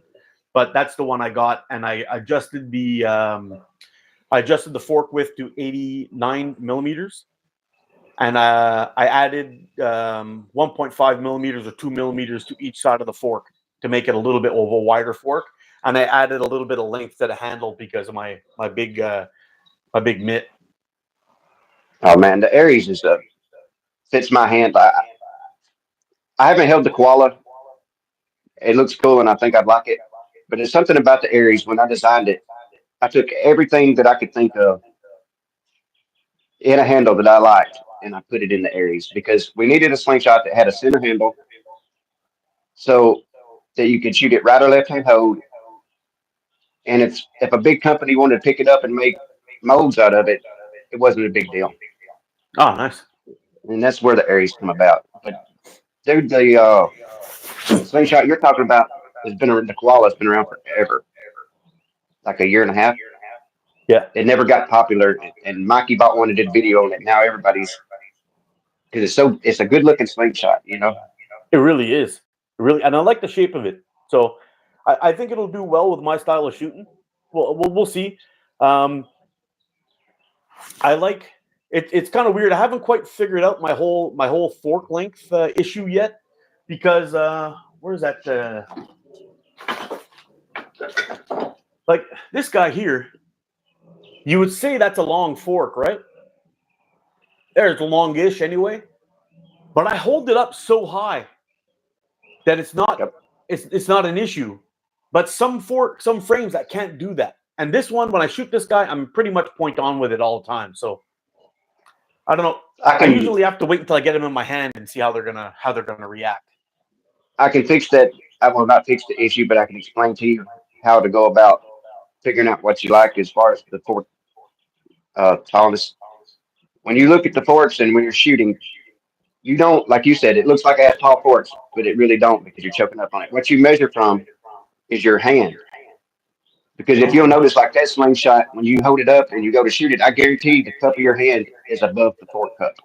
Yeah, it is. It is. So you measure from the part of your hand to the tip of your forks when you get where you like it, and that's going to be the tallness that you like. That's why Oh, the Spitfire has such a shallow cup. that's actually kind of interesting because Yeah, I I can am see in me to there. your hand. Yeah. Yeah, I am in there. Huh. Because there's some frames that are kind of more chunky, like they come down here, and that keeps me from getting too far up because my other fingers Yep. stop me. That might be the issue. That's a good tip, GB. Thank you for that. I'm gonna have to Yep. start messing around with my frames a little bit and see which ones are which.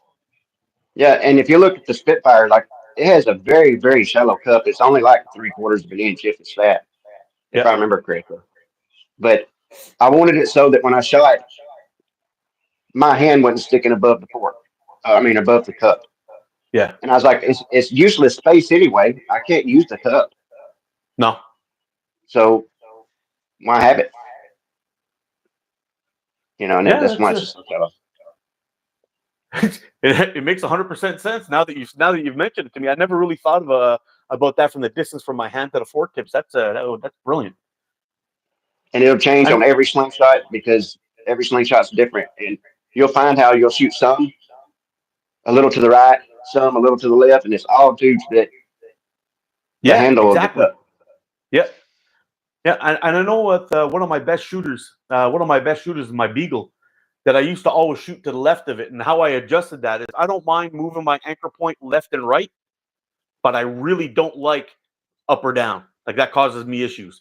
So with my Beagle, I'd end up having to shoot closer to my nose, and with my enlivener, I'm right on the point. You know, Yeah. it's only like a centimeter difference, Yeah. but it makes all the difference. You know.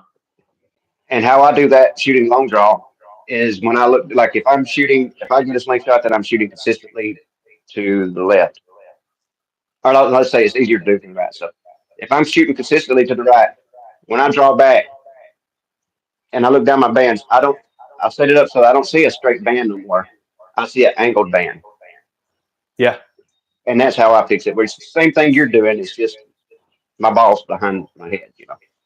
Oh, yeah, very interesting. And that's an issue I had with long draw too. When I did that little bit of I mean, you've probably seen a little bit of my shooting with long draw, Mm-hmm. but I found that I always shoot to the left a little bit, and I started messing with that angle, and I noticed that when I'm hitting straight, it actually looks like my bands are going to the left, but it's not. It actually goes straight, which is something I did notice. Yep. It took a lot of shots though to figure that one out. Yeah. Yeah. Long draw is one of those things. Like I tell people all the time, you don't have to go full blown, full butterfly. Like what people don't realize, you get most of the advantages of long draw are within the last foot or so behind your ear. After that, you're not getting that much more for the effort you're putting out, if that makes sense. Like I can go full butterfly and shoot like when I'm shooting long distance, I do that. But when I'm target shooting or whatever, I'm 3/4 butterfly. Yeah. And the speed is very negligible. It's like 15 feet per second. But there's a big, draw distance difference. Yeah. Yeah. So for me, the advantages are not worth the effort unless I really need it. Mm. I found that for long draw, just keeping the forks and the doing like a full draw, I found it a little bit easier just to keep everything even all the way down, and then I was just adjusting with my body tilt instead of moving my arms back and forth. But it helped me with that. But it was a little bit rough on my wrist on the draw. I was probably making my bands a little too heavy, to be honest. But I found it a little bit rough on my wrist. And I also hold a reverse grip, so the ball's back here when I'm pulling it, and I just You cup it. I open it up, but the 3/4, I was having a problem with my up and down all the time because I couldn't seem to get it lined up properly. But that's me just not being accustomed to my anchor point on my face yet. Yep. Yeah.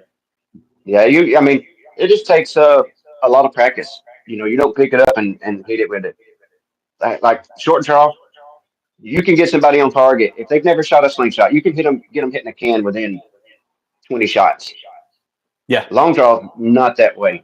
Usually they're scared they're going to hit their face, or you get it. It's way more dangerous. Let's be honest. Long draw is way more dangerous than a short draw. There's a lot goes into it. It's more complicated. Yeah, but it's a whole lot of fun. Like whenever I decide to go out and do some recycling, every now and then I'll bring out that frame that Lone Star Catapults made me, and he's got a nice little wooden fella that he sent me, and I go out and I use that guy to shoot cans and bust them up, and I had a lot of fun with those. And for some reason, the fork width on that guy, it just, I don't know. I can, for whatever is fancy about that, whatever it is about that frame, I can get on target with it much quicker than many of the other ones that I've used. But I haven't given long draw enough time to really be any good at it. But it's what it's like right now. In this pocket, it stays in here all the time, year round. I gotta take my marker out. It stays in here so much right now, it's kind of hard to get it out. I have the wrap and tuck Spitfire. Oh, nice. That's the Tim Henry. But like this slingshot does not leave this jacket unless I'm going to shoot it. It stays in there all the time. I have it on me all the time when it's cold outside. You have a conceal and carry permit for that thing? Yeah, right. Yeah, man. I carry a sling. Even I have an office job for the better part. I have an office job, and I have a slingshot on me all the time. It's either in this pocket or in my pocket. I got one on my pack too. That Spitfire that you sent me there. That the little PF was it? What's the material? HDPE. Yeah, HDPE. I keep that thing in the top flap of my backpack all the time now. Just I absolutely love that thing. Dude, I love it. There's something about a slingshot because it scratches that itch. Like I explained this a long time ago. Mankind has always had to be accurate for some reason or other, to be eaten, to whatever. It scratches that itch to be accurate without having to go somewhere. You don't have to go to a gun range. You don't have to go 10 miles down the road. You just go to your backyard. Yeah, yeah. It's and the cool thing is too. A lot of it's transferable. Pretty much.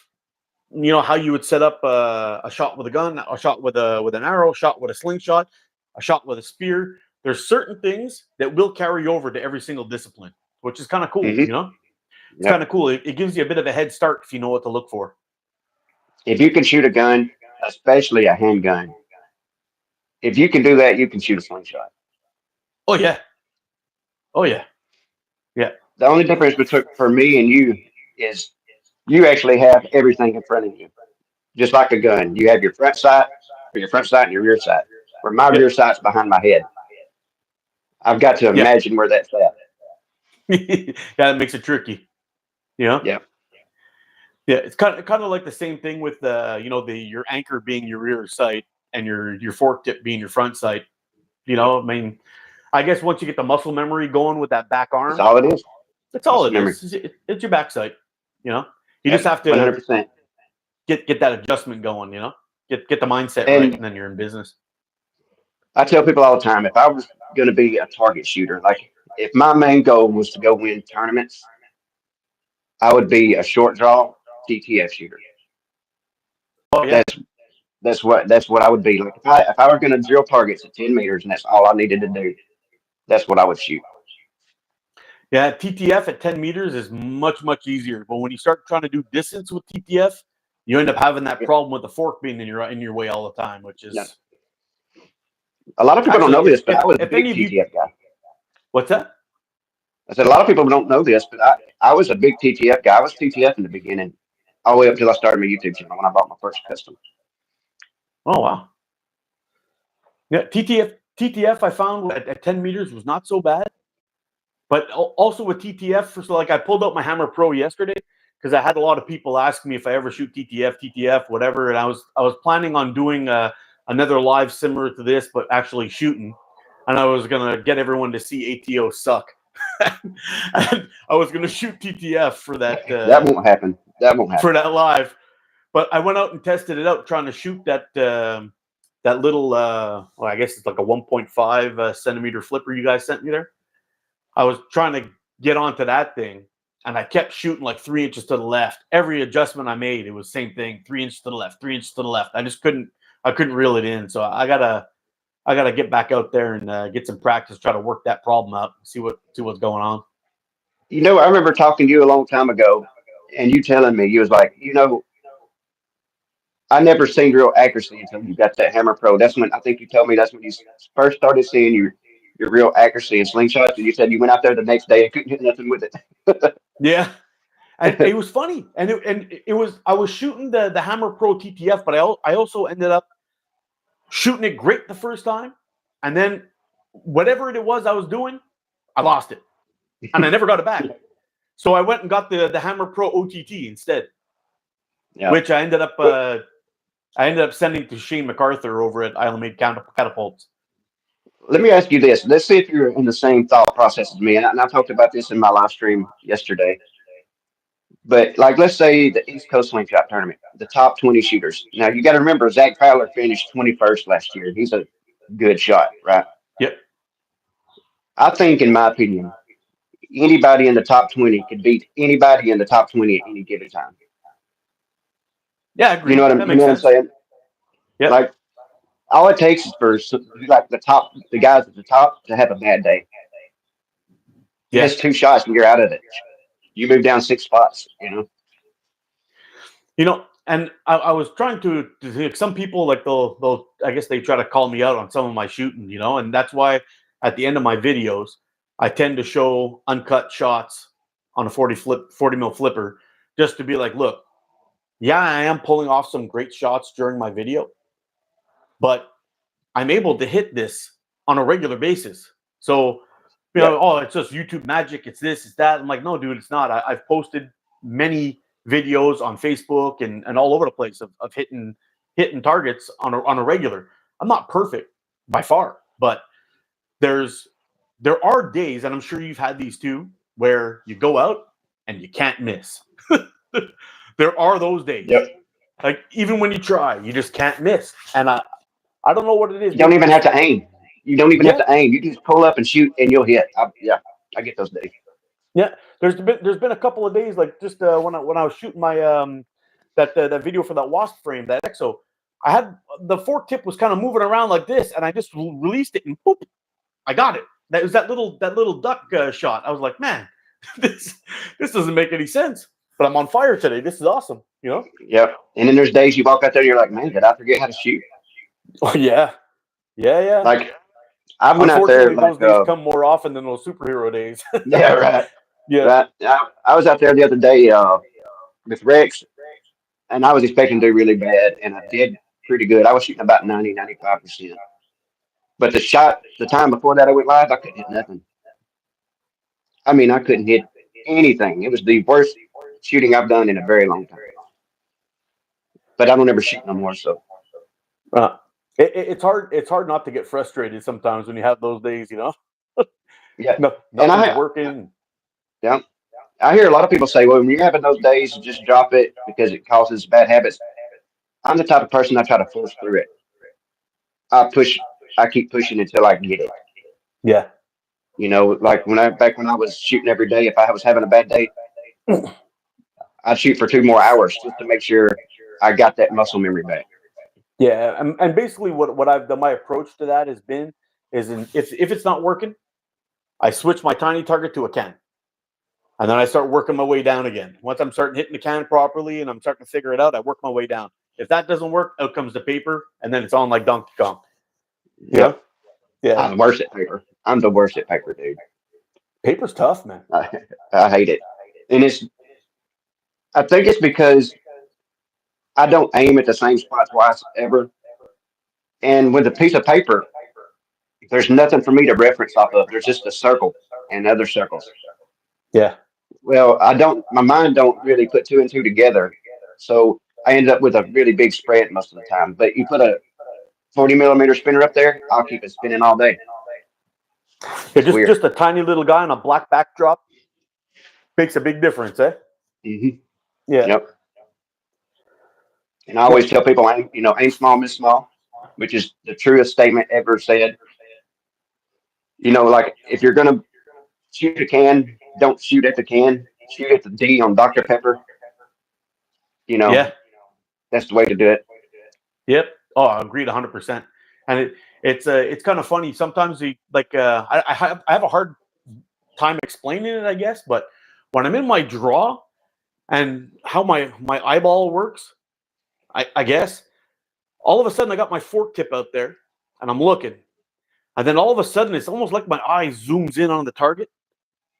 I don't know if that's making sense, but it's almost like the only thing that's there is that.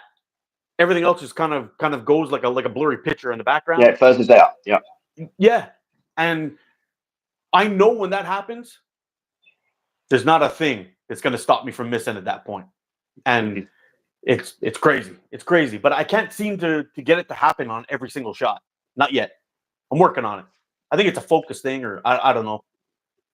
You know what's crazy? You get in those runs where, like, let's say you're hitting a 40mm spinner and you get it up to like 20, 25 times in a row, and you're in that zone, and you're thinking to yourself, all you got to do is repeat what you've been doing. It's all you got to do.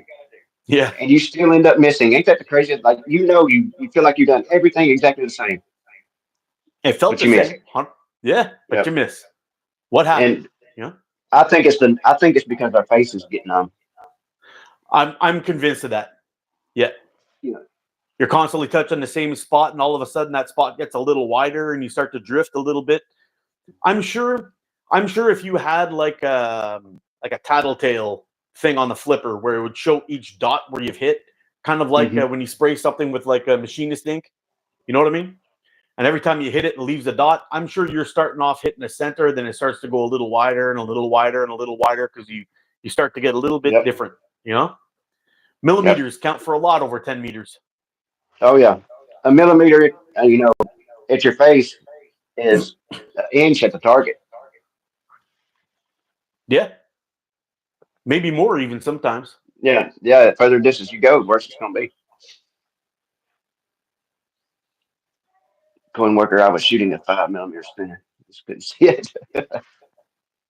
Hey, Harley Davis is in here. What's up, brother? We was just talking about you. My eye zoom function is broken. I do my best shooting when I don't think. When I'm just drawing back, shooting, drawing back and shooting. If I'm thinking about the process, I seem to really screw it up. Yeah, it's like getting in the flow, right? Hmm. Yeah, I usually have to talk myself through it until I get into the flow, and then I go on autopilot. It's almost like I don't know. I got to warm up my brain to the whole thing. I don't know if it's me being a little ADD or something like that, but I gotta kind of get myself into it, and then once I get into the flow or into the zone, then it's autopilot. I go, and then I Yeah. go for quite a while, and then it drops off again, which is probably that anchor issue. Yeah. Yeah. Oh, Northeast Slingshot's in here. What's up, Brad? Yeah, slingshots pool are similar. Same with guns. Small mistakes make our origin of big misses, big mistakes and inches another end. Very true, and the same thing with golf too. That's another one where you have a game where you've got you're addressing your ball, you're going through your shot, your swing, is swing sequence. It's all the same thing. It's Yep. all these things can be applied to slingshot shooting. It's kind of interesting. Yeah. You know what helped me the most, though, out of everything that I've learned over the years, is stare at the target through your draw. Yep, agreed. Don't look below it. Don't look at your slingshot. Don't look at your bands. Stare at the target as you draw. And if you want to look at your bands afterwards, that's fine. I'm not against that. But I moved up like I used to when I was younger. When I actually found out I could aim and hit, I would aim below the target and I would raise into it and shoot. And I know a lot of shooters that still do that. Yep. But it is a bad habit, in my opinion, to get into because you're never going to release it in the exact same spot every time you move up. So looking at the target, drawing, and putting my slingshot on the target, and then doing my preparations. That's the way I do it. Yeah. On my draw, I don't know if I've ever mentioned this before, but I always anchor and I stretch my frame out. And when I stretch my frame out and I hit my point on the target, I usually do like a count of I know I did a video on speeds where 3 second draw, 5 second draw, a 10 second draw, and how much speed you lose for the longer you have it drawn. But I tried to get it within 3 seconds because I found there was very little difference in speed from 1 to 3. But my 3 starts once I land there, and I counted it in the beginning just to get an idea of how much drop I may or may not get or whatever it is, speed. But at this point, it's pretty much habit now. I stretch it out. I get my fork tip on there, and then boop, that's it. As soon as it feels comfortable, I let it go, and it seems to be working. Yeah, it's funny you mentioned that because when I shoot long distance, I count down to 3 or count up to 3, and if I'm on target or not, I release. Yeah, because I need to know my speed is pretty close to what it's always going to be. Well, And there's that's the still only way good to do data it. in there. Yep. Yeah, there's still good data in a miss. Whenever you're shooting, you want to know how far it's going to drop. As long as you got that 3 second in your head, you know where you're going to be placing it. And then you just have to adjust your up or down, right? Yeah, I tell people that all the time. Missing is learning. Don't get upset when you're missing. You're still learning something from it. Yeah. It's just making sure that you're diagnosing your shot afterwards to make sure you can make these adjustments and it's doing what you're telling it to, which is important, right? And another big thing for me is never make adjustments too quick. Like if I get up this morning and I go out and shoot and I'm aiming directly at the target and I miss to the right, don't adjust right then. Shoot another shot or two and make. Yeah, I do 3. Yeah, I do at least 2, bare minimum. Yeah. And a lot of people's like, well, it makes you miss more. Well, you need to know that it's you and not something else, Yeah. not wind, not a rusty ball, something making you move. There's lots of things that could be in there, you know? Yep. Yeah. We all know that we miss, right? So we do stuff wrong to miss. So what if you've done something wrong that first shot, and then you go off of that? Yeah. You're learning off something you've done wrong. Yep. And in archery, I actually used to number all my arrows. And sometimes what I had found is we used to shoot volleys of 3. So I shoot 1, shoot 2, shoot 3. And out of those 3, there was always one that went haywire on me. But you never really know which one it is if you don't number them. And I would eliminate that arrow and bring in a third one or bring in another one to replace it, and then I'd shoot the 3. And if I can get my grouping all to land in the same spot, that last arrow was gone. And sometimes it's just the spine, for whatever reason, was a little more stiff than the other one, and it would shoot me off a little bit to the right or the left or high or low or whatever it is, but it would consistently do the same thing. But we're not going to go running around numbering all our balls, you know? Yeah. Yeah. Brent Harrell says, do you guys shoot with both eyes open or one eye closed? I shoot with one squinted. I don't close it all the way, but really close. Yeah, I'm a bit of a squinter, but I mean, I can barely see out of it, but I got a little bit of light still coming in. Yeah. Kind of helps I keep my peripheral vision. Yeah, exactly. Yeah. But I can shoot with both eyes wide open like I do with my handgun. But in doing that, I found that I'm a little more inconsistent. I can still hit that way, just not as much. My dad used to shoot with both of his eyes wide open, like it was nothing. And man, that guy could drive a nail with a handgun. It was incredible. I couldn't do it. I always have to squint that little eye. But I also found I got distracted by things moving around in the background on me a little bit, which was a bit of a challenge for me, seeing the cars zip by the back of my backyard there, you know. But I've gotten used to it. It's actually helped me with the repeat, you know, the load and repeat I've been doing. Oh, he's telling you to send the 4 tips. Yeah, I shoot with like a handgun. I shoot both eyes wide open. Unless I'm really trying to get a pinpoint accuracy, then I'll squint my eye. Hey, Davison, how you doing, buddy? We were just talking about your slingshots there before. My bad. One adjustment at a time, too, Coin Worker says, and he's absolutely right. Yep. Like a lot of times when I do lives and I miss 2 or 3 times in a row, it's because I'm figuring out where I'm hitting. Yeah.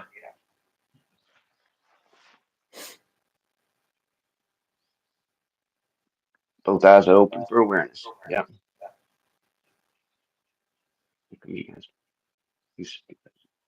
It's just because I can't shoot with them on track attack. I believe I should be wearing it. I just can't shoot with them on. Oh, with glasses?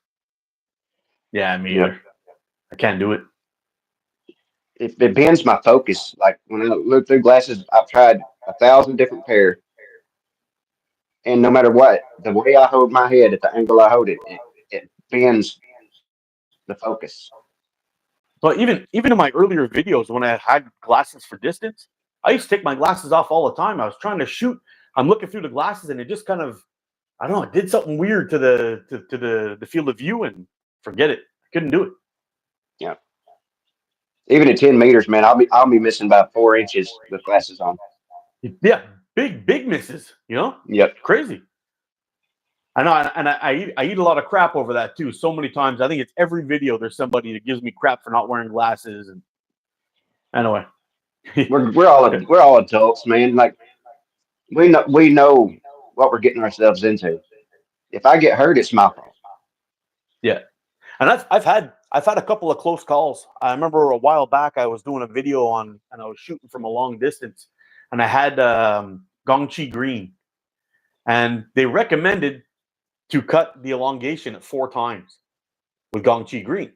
And I was kind of like, 4 times? But these things stretch to like 6. Why would I only do 4 times? It doesn't make sense. I didn't even know they made a green. Yeah, they have a green. Yeah, I bought it in 0.6 or 0.65, if I remember correctly. But I bought 2 rolls of the stuff, went out, and I'm getting on a draw, full draw, just about to let go, and the top fork snapped right at the fork, came back and hit me right in the face.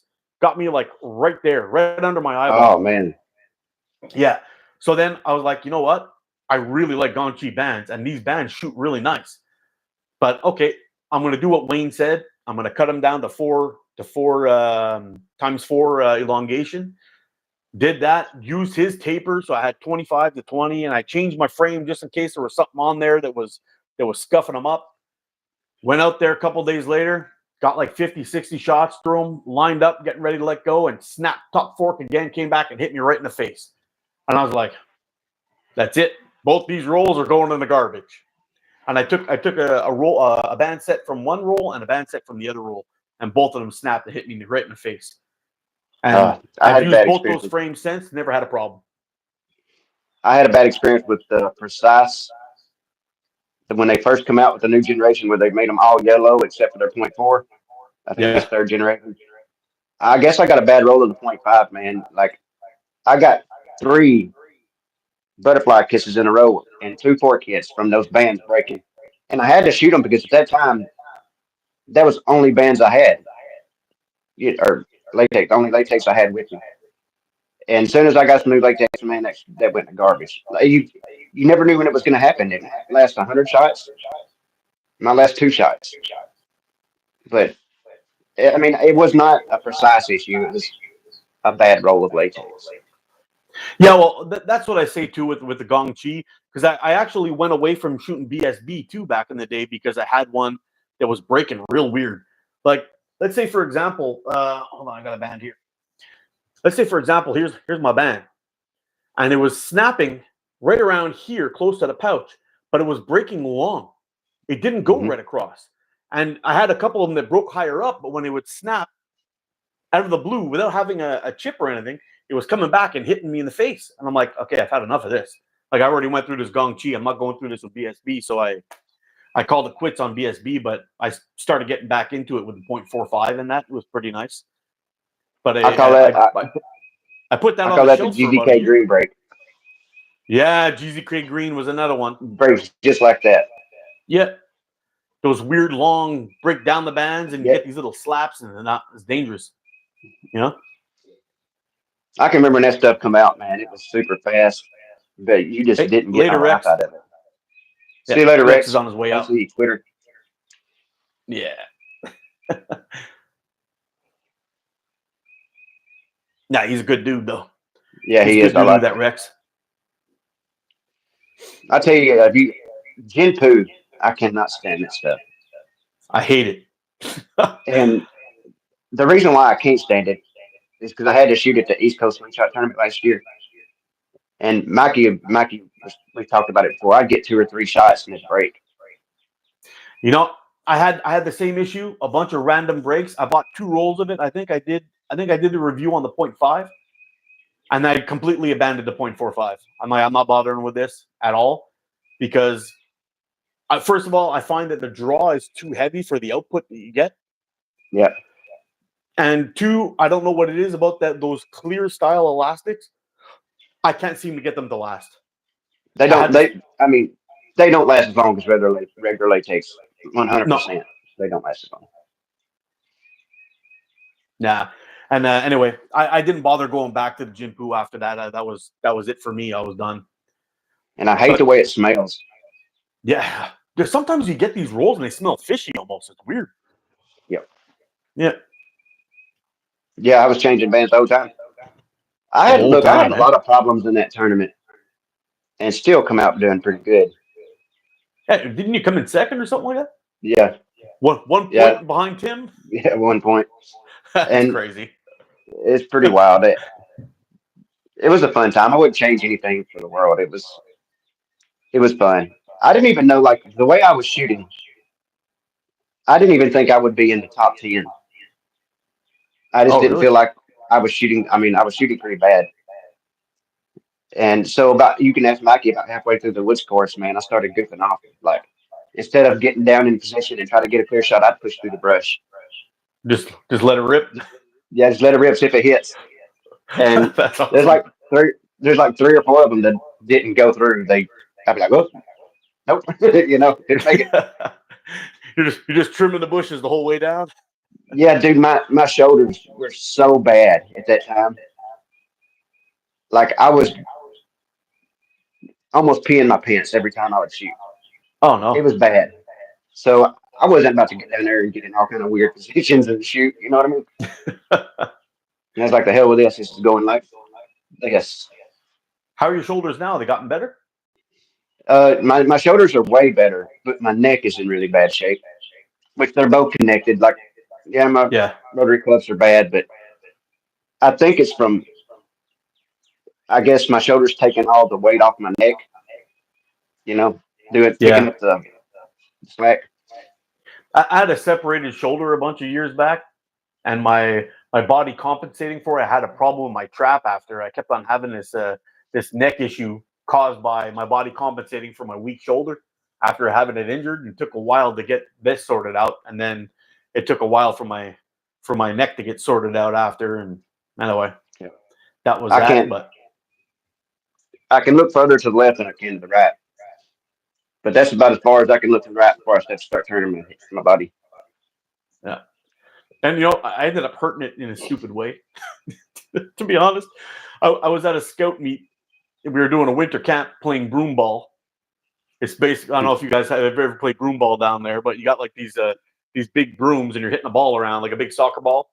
Yeah. Kind of like hockey, I guess. But I went running over to whack the ball and I slipped on the ice and I fell down and landed on my shoulder. And my shoulder actually on my left side. But when it came out, I got up and I was like, oh, I felt it crack back in. And I was like, oh, okay, I'm okay. But by the time I went to bed that night, I couldn't turn my head. Couldn't turn my head at all. And it was a bit of a mess. Crazy how that works. Yeah, it was kind of funny. Mark asked me a question here. He says, pouches. Mark made a video a couple of videos ago. You were talking about kangaroo pouches. Where can I get them? I buy all my pouches from Wes Mitchell on Facebook. Hit him up a message. Let him know that you want some of his pouches. They're real nice. You guys don't carry any Wes's pouches, eh? No, No? we would. It's just he's so sporadic on when he's making them. We don't know when Yeah. we would get them, Yeah, and we know that everybody would be like, "Hey, anyways, pouches yet?" I mean, we would carry them. We're not against it. You know what? Here's a funny pouch thing. I have you probably know of HDH, right? Mm-hmm. Over to Ben Priestman, I think his name is. I got some of his bone pouches. Now, originally, they used to just have a little circle, like a little hole where you attach your bands, and they were great. I love those pouches. I shot them for a long time. But then he switched to having like a slot where you put the band through. With those pouches, I shoot to the left every single time. And I thought, I'm like, hey, what's causing this? Like, it's got to be me doing something wrong. And I spent a full day trying to figure out that problem. Switched my band set, went away like this. I don't know if you remember this or not, but you remember when we call them the chain link pouch or the minimalist pouch from Sniper Sling, the one that has the two pumps. Yep. I did a video on them, showing them one time, and you was like, "Oh, dude, I'm ready to try them. How did you like them?" And I told you, "I was like, dude, I seem to shoot like really low and left with them." And he's like, "Really?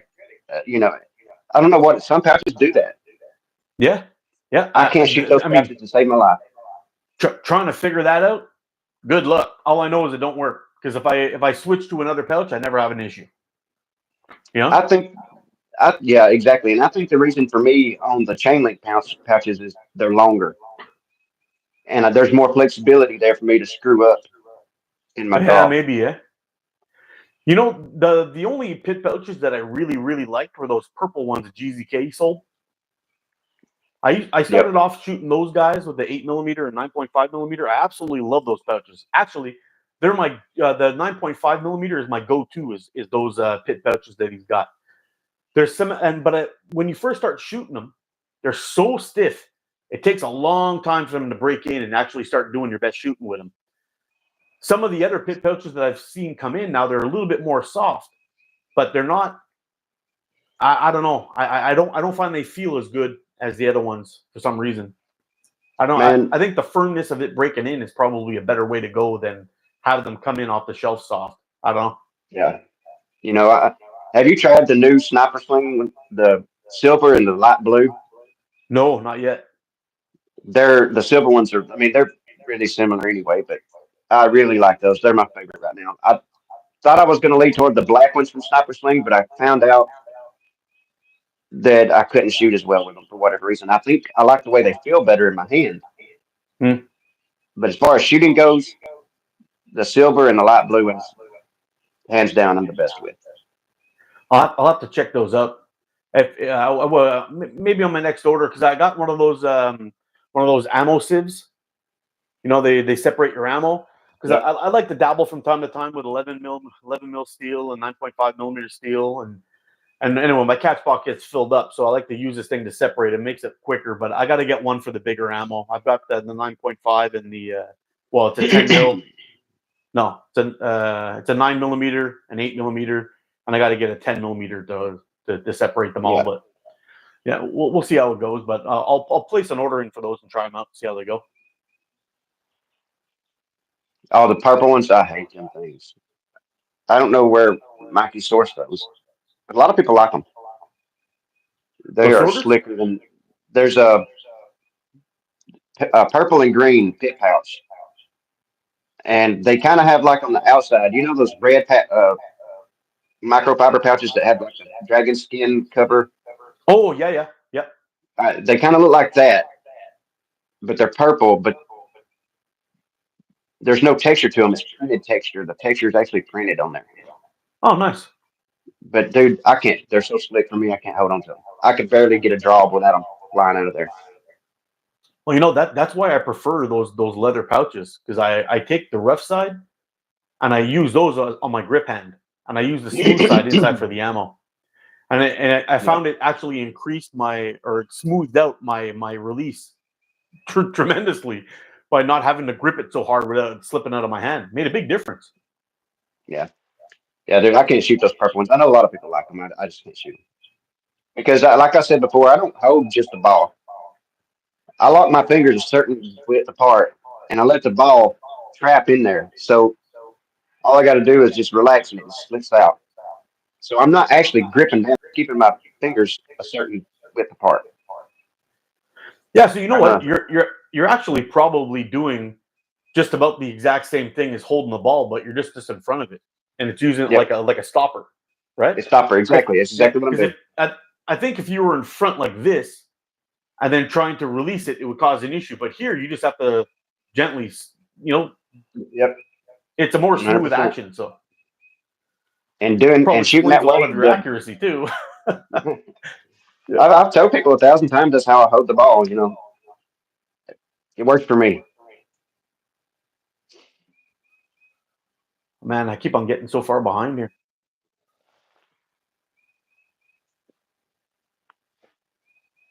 Let's see. I agree with Mark. That's one I love. Root pouches. Oh, the rough side out. Yeah. I'm just not a Yeah, big leather guy when it comes to pouches. I mean, there are some disadvantages for sure. Is leather pouches do tend to be heavier than microfiber pouches and the superfiber pouches. So when you get to these things, I mean, the heavier the pouch, the the the less ball speed you're going to get, and there are some issues with leather for sure. Me personally, I mean, it's a personal preference thing. I mean, Yep. there's no perfect or best material to make pouches out of. It's just whatever you tend to like, and I tend to Yep. be a leather guy, and you tend to be a microfiber guy, and that's good. You know, so whatever Yep. works for you. Man, back when first started shooting simple shot stuff, those black pouches they make, they're kind of gigantic to me now. But looking back, man, I love those things. And Yeah, yeah, like I me too. They loved were them, but nice. they would stretch, and they would stretch to the point where they weren't unusable no more. Yeah, But other than that, man, I love the way they felt. But of course, they stretched, so they quit making them. and it was kind of funny how much they stretched considering how firm they were when they got them. Yes, You know? it's like a rock. You know, Yeah. you can almost break them. Dude, you would think that those things would never move, but there was a sweet spot in them though, where they started to break in and they started to get there. They're like, wow, these are nice, but definitely useless on the small ammo, like an 8mm or whatever. They're just, you just lose the ammo in there, and you got to cut your bands short because they're so damn long. You know? Oh man, they're gigantic. Them are some huge pouches. Whatever you're Easy doing way to- wrong, if you don't do it like me, the world needs more coin worker, man. I'm telling you, the dude's funny. Yeah, and it was funny because we were poking at Smo one day about ammo because he was under the thought process of smaller ammo is going to shoot flatter no matter what because it's faster. And of course, me and our coin worker was poking at him saying, "No, you're wrong because you're not shooting 9.5." Man, it was hilarious. He just kept on and on. No, it was pretty good. It's actually interesting. I did a little bit of messing around when I saw they were talking about in the tournaments a couple of years back how a lot of the Western guys were going to these tournaments shooting 9.5, but all the Chinese were shooting 8mm steel, and they were cleaning up over there. And I was kind of like, you know what? There might be something to this. So I started testing it out, and then I realized that all ammo from guns, slingshots, arrows, they all travel the same way. They have an arc. Now, the lighter your ammo is going to be, and if you're still using the same bands, because at that time, a lot of us over here were still shooting heavier bands, and they started switching to these smaller ammos, and their arc seemed to be flatter, but it wasn't. It was just reaching its peak farther down range. You see?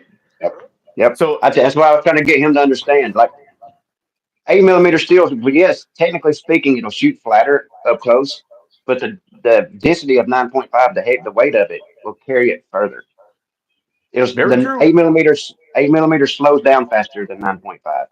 It doesn't have the mass to keep it going. Yep, exactly. And that's what we were poking about. But you're 100% correct. And especially at the distances we're shooting slingshots, you're not going to see that difference at 10 meters between 8 and 9.5. Nope. I know a lot of times I talk about being point on for some things, and that's more of an archery term. Like when I used to shoot my traditional bow, my point on, so when I'm in my full draw and I'm looking down my arrow, my tip would hit dead center exactly where I was pointing it at 40 meters, right?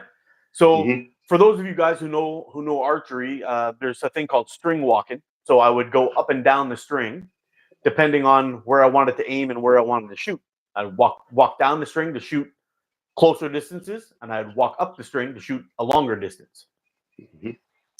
But on slingshots, you don't really have, well, I guess some people do that. I mean, you said that you like to change your anchor height for distances, but when you're shooting on a longer distance, I think probably most of us end up gap shooting, which is once I've reached where I know my point on is, like shooting at 10 meters with 8mm steel, I'm just in the beginning of my arc. I know that if I put that thing all the way back, point on is a long way away before I start coming back down at the end of my arc. It's at least 20, 25 meters, I think, depending on the temperature. But that's I don't know. It's interesting stuff when you get all scientific about it, you know. Yeah, and a lot of people don't realize that even though it's a slingshot, there's still a sight over bore. Yeah. You know, you're 2 inches above the center line of your target with the 90mm frame. Yep. So that's why you shoot low while you're close to the target, and as you scoot back, it starts getting in line. It's because the arc of the and then you go too far back and you start to come low again. You know. Yep. So for me, I'm dead. Like if I'm dead on at 10 meters, if I go back 15, I'm high by about 2 inches. So at 15 yards, I got to aim low. But all the way out to about 40 yards, I can aim directly at a 40mm spinner and hit it. Oh wow! Except for the 15-yard area, I have to aim a little low. A little lower, eh? Yeah, I'm hoping this summer I can actually get out and do some practice some more long range shooting and really kind of dial that in, because it's a lot of fun when you're out there shooting long shots. Like I saw Mikey did a video just the other day too. He was shooting some 40 meter shots. Mm-hmm. Looks like a lot of fun. Oh, dude, Looks like it a lot is. of I fun. love it. Yeah. I just got a little bit worried because I started shooting from like on the side of my house, but I was going all the way up beside my car. And I was able to get 30 meters from there. But I started getting some weird looks from the neighbors. So I was like, the last thing I need is some Karen to be come by and say, there's some dick shooting slingshots in his backyard and cause all kinds of problems. And Yeah, dude. I tell people all the time, I could go right here and shoot. Like I could walk right out the door right here and shoot. But it's an apartment complex. I don't want people calling and complaining, being Karen, saying, "Hey, there's a guy over here shooting close to with a slingshot or whatever." So I actually have to walk to go shoot about a mile just to yeah. get out of the area. But it's better for the peace of mind anyway. You can get out there, you don't have to worry about nobody bugging you or If get I your shoot out here, I have to get right up against the wall. And if I do that, I can't do a live because it messes the camera up. Oh yeah. This. Yeah. It's like for me too when I'm shooting at 15 meters on my property. I'm right up just in front of the wall of my house. And I actually put the camera on the side of the house around it. I have to adjust the angle to try to get me and the target in at the same time, but it's the only way I could do it. Yeah. I'm in the same boat, Chuck. Karen's, man. It's and I don't care what anybody says. If you got a home range, you're never gonna shoot better than you shoot there. No, that's true. Like when I was in Colorado, I had a home range in my backyard and in my basement, and I could go in my backyard and just drill it forever.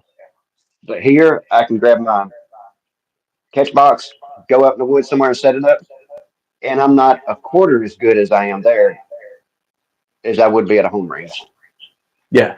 I mean, when you're used to shooting at the same distance at the same range or same distances, for example, at the same time all the time and you're used to it, that's great.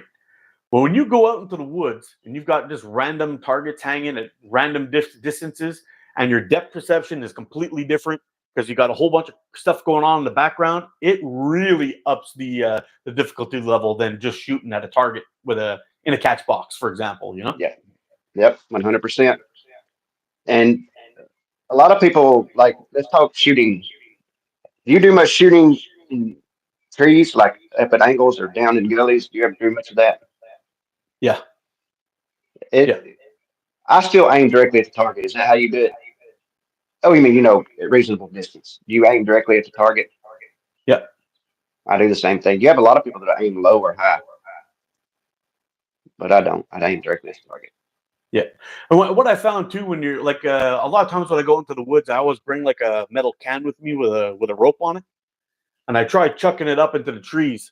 So I've got like, something that's going to be like 20 to 30 feet high. And then I've got a couple of spots where I can set things down low. And I'm sitting like on the top of a ravine, for example, and I'll shoot things down at the bottom. And what I've noticed is when I'm shooting at high targets or low targets, I try to measure the distance in a straight line like I would be shooting at a catch box. Yep. And then I know I'm at 10 meters and I just adjust from there with a pivot. I don't. Yep. I don't know if I'm making sense there. But once I've got my section, I draw out straight, I tilt back, keeping my form perfect, and I'm spot on every time when I shoot that way.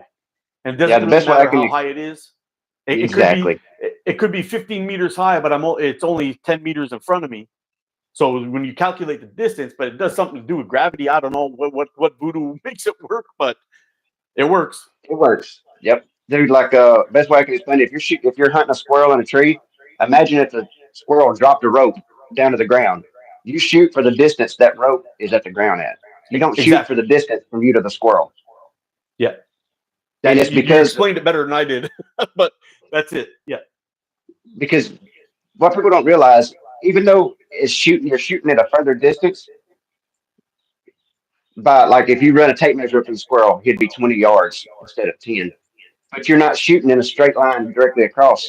So the gravity does not affect the ball in the same way. That's right. It's pulling velocity out of the ball instead of pulling it to the ground. Does that make sense? Yeah, that makes total sense. That's why it works out. Yeah, I kind of understood why it worked. I just couldn't seem to put it into words. You got it set up there real good. But that's what I've been doing. And high and low doesn't seem to make a difference. As long as I got my distance stretched out and then I pivot down and keep my T shape, I'm good. 100%. Yeah. Yeah. It's kind of crazy how that works because everybody, even me, at first I wanted to shoot for the distance I was away from the squirrel, and then I would overshoot him or I would undershoot him, and I'm like, why is this happening? And I watched a video on traditional archery, and the guy was explaining it in in the terms I could understand it, like kind of like what I just said it, but in a different way. And it light bulb come on. I was like, I never thought of it that way. Yeah. Like the ball's not fighting gravity in a straight line anymore. It's pulling velocity out of the ball. It's That crazy. totally makes sense. It totally makes sense. But it's a lot of fun. I'm gonna be. I'm thinking of actually setting up like I've got this little spot that I go to that me and my son made a camp way back in the day. I made a little bench and all kinds of stuff and a tripod with a grill. And I'm thinking about in that area somewhere just setting up an outdoor range, and I can start shooting some videos there where I've got like little flippers screwed into a tree or whatever, just set up all around. I can go there on a regular just to practice, and I could bring a couple of ping pong balls and some chalk with me and that kind of stuff just to add some more fun to it. But it might be fun. There's a lot of challenges there. I could shoot up, I could shoot down, I could do all those things. And Yep. there's very, very few people to go through there. So it'll Yeah. be a That's such a fun thing to do. I wish I could do that. I mean, I don't know the guys that own this area here, or I would do something like that. yeah. I mean, you It's a never lot know. of I mean, fun. it's just a nail in a tree, put a spinner on it. But you never know Yeah. what somebody's going to say if they see you doing it. But yeah, how I shoot when I go out in the woods, how I learn how I practice shooting in elevation. We have a lot of white oaks here, and Yep. they got blotches. I'll pick a blotch out on the tree, and I'll scut. When you hit it, you can scuff the bark up. You can see where you hit, and Yeah, that's you see that's where how you I hit. practice. Nah, that's a good idea. I found a couple of spots with some pine trees and I was trying to knock the cones off too. I was having fun with that. Not walnuts, but pecan trees are the finest. What's Shooting that? the little, the pecan trees, the little pecans. Oh yeah, yeah. Man, shooting the pecans out of the pecan tree is fun. Yeah, acorns too on oaks. You can get the acorns on them. It's fun. There's so many things out there if you keep your eyes on. It targets everywhere. Yeah. Let's see. None taking speeds don't lie. They must have had a conversation about that. Yeah.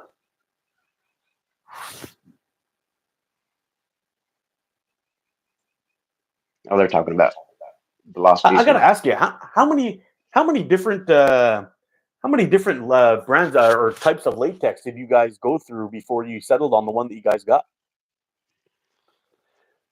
Well, we contacted probably 20 different companies.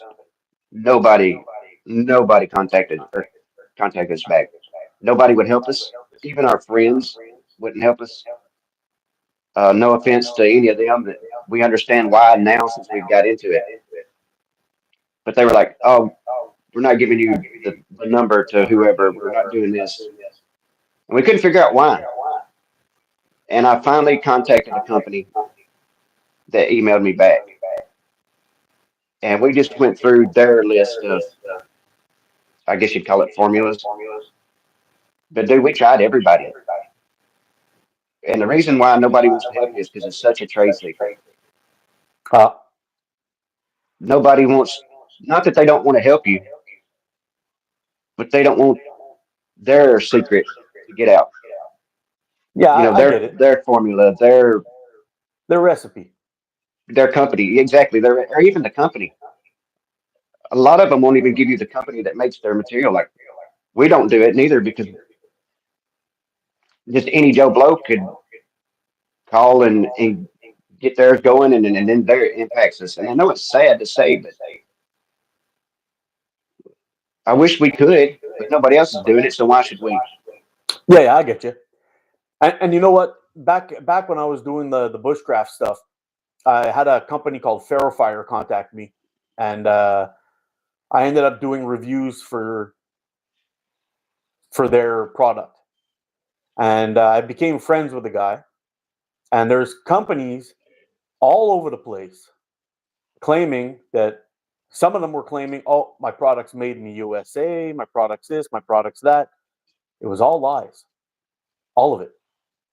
There's two major companies that make ferro rods. Both of them came from China, and I'm going to avoid using names or brands because I don't want to put out their secrets.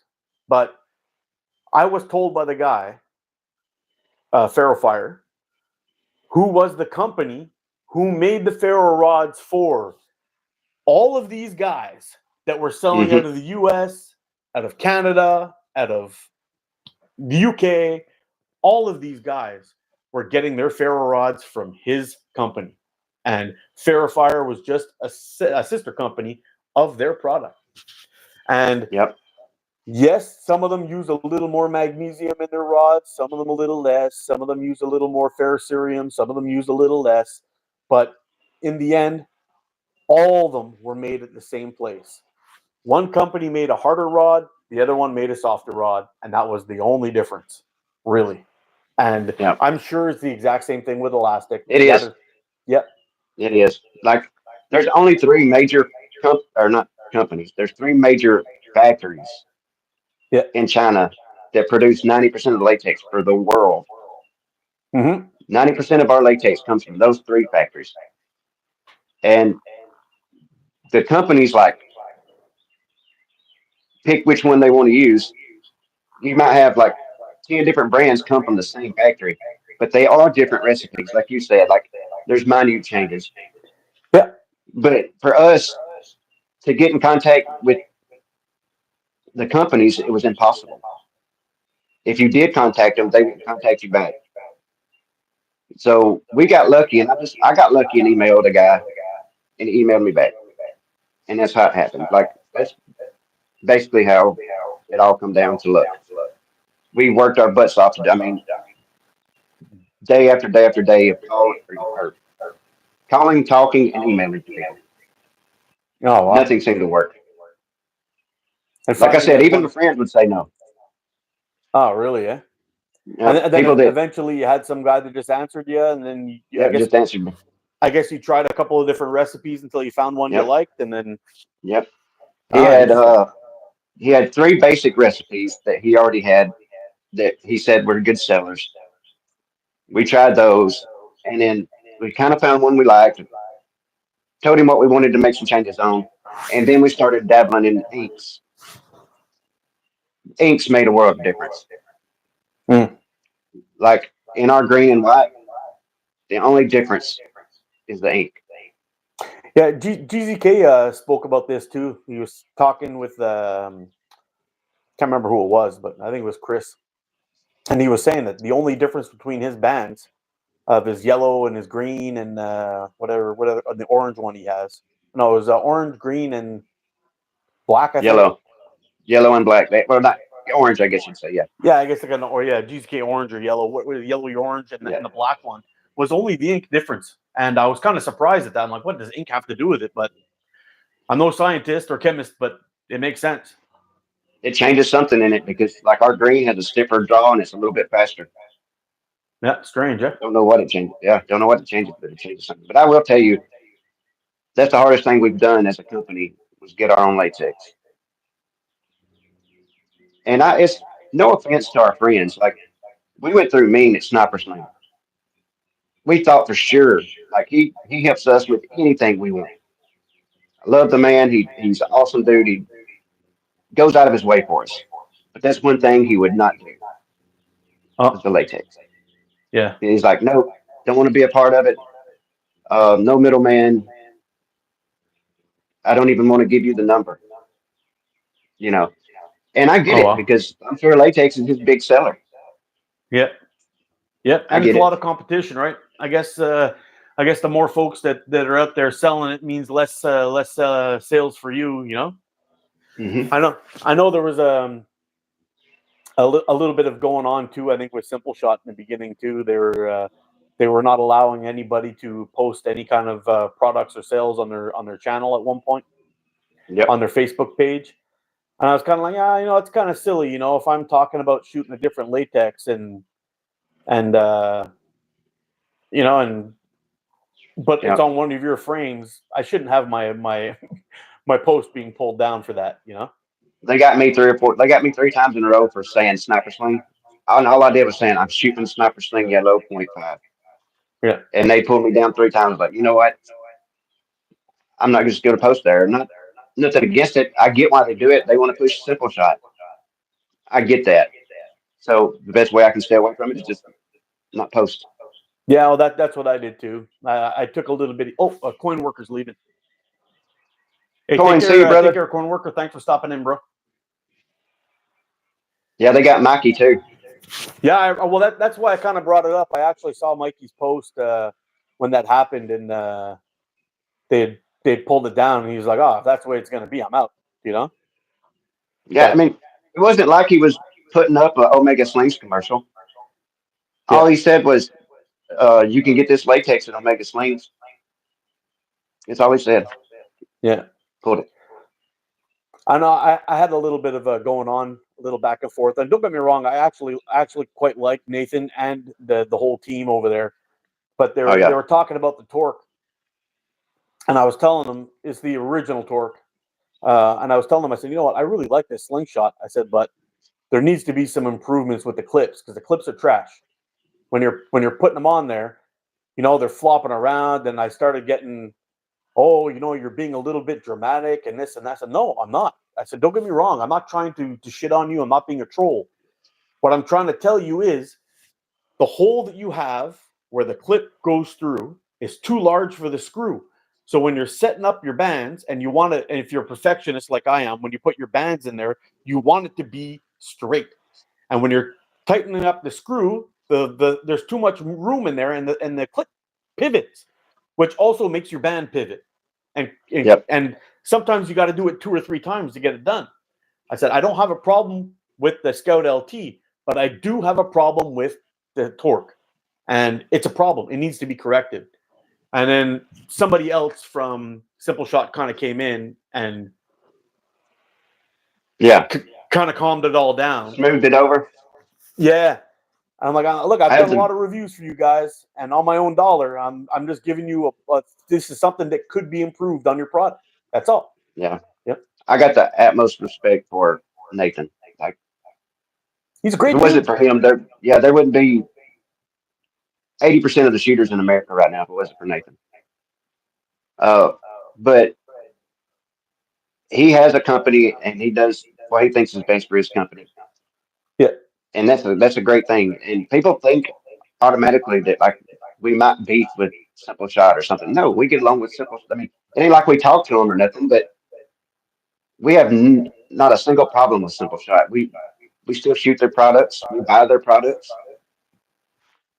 It's been this way it should be. But you're Yep. right though about the clips. Somebody else, you take Dan and Aaron for example. Their clips do have slop in them, but they have 2 screws. That solves a lot of that problem. That solves that whole Yep. kicking sideways thing.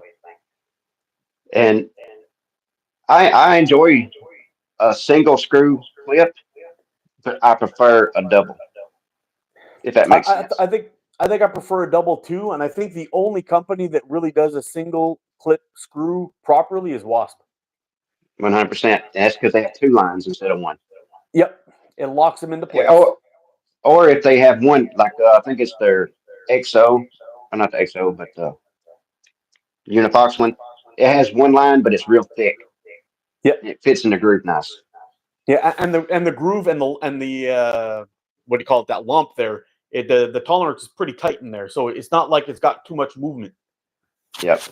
Yeah, I always called it they've the done a tongue good and job with their groove. clips. But Sniper, as far as like on your customs go, Sniper Sling's got the best clips by far. Bar none. 100%. I don't know how they get that precision in that G10 like that. It's nuts. It's crazy. Actually, the Enlivener, it's so tight I brought it into work to see if I can get a feeler gauge of a half thou in there. It's thin like paper. It won't even fit. Like I don't. They must have a CNC doing them. They must. Dude, I don't know. It's the best tongue and groove clips on the market, bar Yeah. none. Yeah, really, really damn good. But I don't know. Sniper Sling or whoever it is they got making their slingshots over there are doing a fantastic job. Best best customs you can get for the money, in my opinion. Yeah, I think so too. They're just I mean, $50 cheaper than most anybody else. And look at the Yeah, quality. I know we've spoken about this a couple of times, and I just find there are a lot of custom guys out there, and like I know they put a lot of time and effort, and they make beautiful things. But when the prices start going up that high, and you've got guys like Sniper Sling out there making slingshots that are as close to perfect as possible, really. The only thing that's got me nervous about Sniper Sling, I'll show you. What do I got on here? Are these little things. I prefer riv nuts. Yeah. Because if this goes, you're kind of screwed. If you ever strip one of those out, with the riv nuts, you pop them out and put a new one in. But these ones seem to be like these little brass inserts that are in there. And you could probably get a tap in there to clean up the threads. But Or tap it if and pull those it out from go, the back. yeah. If But that'd those, be a lot of work. yeah. Yeah. I don't even know if you can get one of those out to change one, put a new one in. I don't know if that would work. Yeah. Yeah. But besides that, I mean, beautiful stuff. Yeah, and the clips on Tim Henry's, he has the groove, but he don't have the tongue, and that Okay. works just as good. You know, Oh it yeah. grabs just fine. Yeah. As you squeeze it, it's gonna bulge out in that one little spot and create a grip there anyway. So, Yep. but I mean, the Titan Hunters are just flat on both sides, and I've never had one of those slip out. Yeah, flat works just fine. And we've had I think one or two people mention like the Leighton guys. They had some to slip out. I want to put this out here on this live stream right now and explain why this happens. With HDPE, it's a little slicker than most materials. That's Yeah. why it don't happen that often with like a Time Fork catapult, for example. It don't have grooves or nothing. When you get a damn Leighton frame, what you need to do before you shoot it every time is just barely snug it. If it's been sitting for a day or two, snug it up before you shoot it. And Yep. the reason why that is when you compress latex over time, it quits wanting to push back. So it just stays that width, and then you gotta tighten it up just a tad. That's a good tip. Yeah. Yep. We I have have three three Swan. V1. I haven't tried those yet. Dude, I don't know how Sniper Sling does it. The quality of that slingshot is mind-boggling for $35. Yeah. It's solid G10, machined and sanded with the tongue and groove clips, like we were talking about, for $35. Yeah, that's crazy. Don't know how he does it. That's crazy. I didn't realize they were that price. Yeah, $35. They're Wow. dirt cheap. Yeah. Same price as That's like a a no-brainer to get into the sport. Yep. Yeah, That's no-brainer. like if you're looking for a good solid clip slingshot that you could be proud to show off, that's the one. Yeah. It looks like wood grain, for God's sakes. When you pick it up and look at it, it looks like somebody painted a piece of black wood that somebody sanded down real nice and fine. It's crazy. For $35. That's crazy. $35. And that gets you in free shipping in our website. So you get free shipping with it. Okay, I hid somebody here. Darwizzy. Do we know this guy? Who is it? Darwizzy? I don't think so. All right. He's gone. Hey, Squatch, you're back, bud. What's up, Leon? Hillbilly, I bugged him in to quit Swan. He finally did. Yeah, dude, it's an excellent slingshot. There's no doubt about it. Yeah, we're still here, man. I'm actually really enjoying this conversation with Yeah. JB. I wish we would have done this a long time ago, man. Yep. I'm sorry, I'm not the best speaker. I start a sentence and then I'm going to stop and restart it. I'm not the best speaker, but I try to Um, get my point across. Me either. You should see how many outtakes I do when I'm shooting videos, man. I could make a 10-minute video and do 10 minutes of outtakes if I wanted to. Yeah. Yep. I'm the same way. Like the shooting part's the easy part. It's the talking part that sucks. Yeah, I know. It's bad. I actually, the reason why I have that little book, my what I call my book of secrets, is because if I'm just going to decide to wing it, I'm like, like nothing wants to come out right. So I use this, I read it, I say it once out loud, then I go. And half the time I got to shoot it 2 or 3 times anyway. Oh, dude, that That's video you did with the check engine light, that was I yeah. loved it. Anybody And that's a YouTuber knows exactly what was going on right then. You know what I mean? yeah. You're just And like, wait. It didn't hit you, you know? yeah.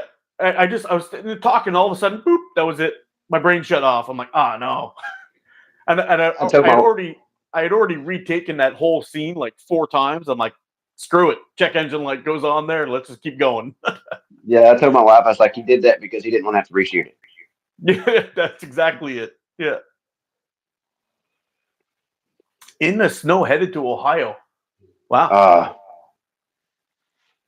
That's He never said, keep it good. going, boys. I'll stay here as long as Mark's here. So Yeah. Oh, I'm having a blast. Yeah, this is great. you know what? It sucks that you can't hunt there. With a slingshot? That would open up.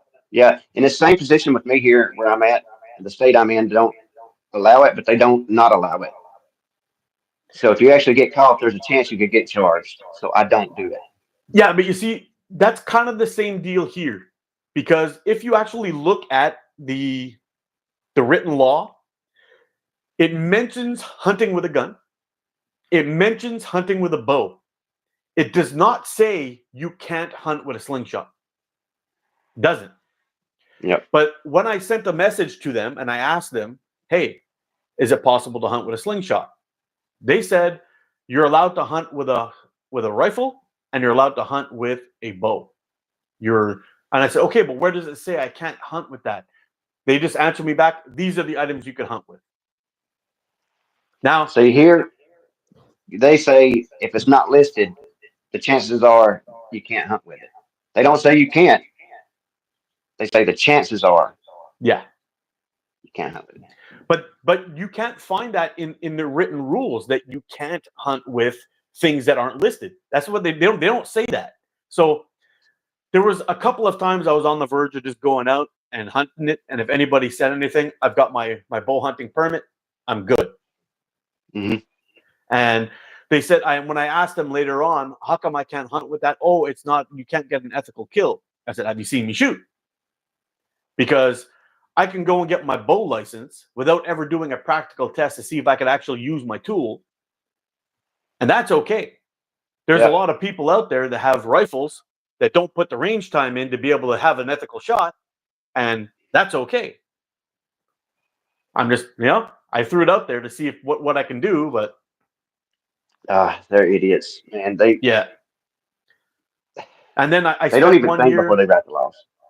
I know for us, like if I wanted to go get like a small game tag, for example, for rabbit, birds, and that kind of thing, not migrating birds, but other birds, it was going to cost me.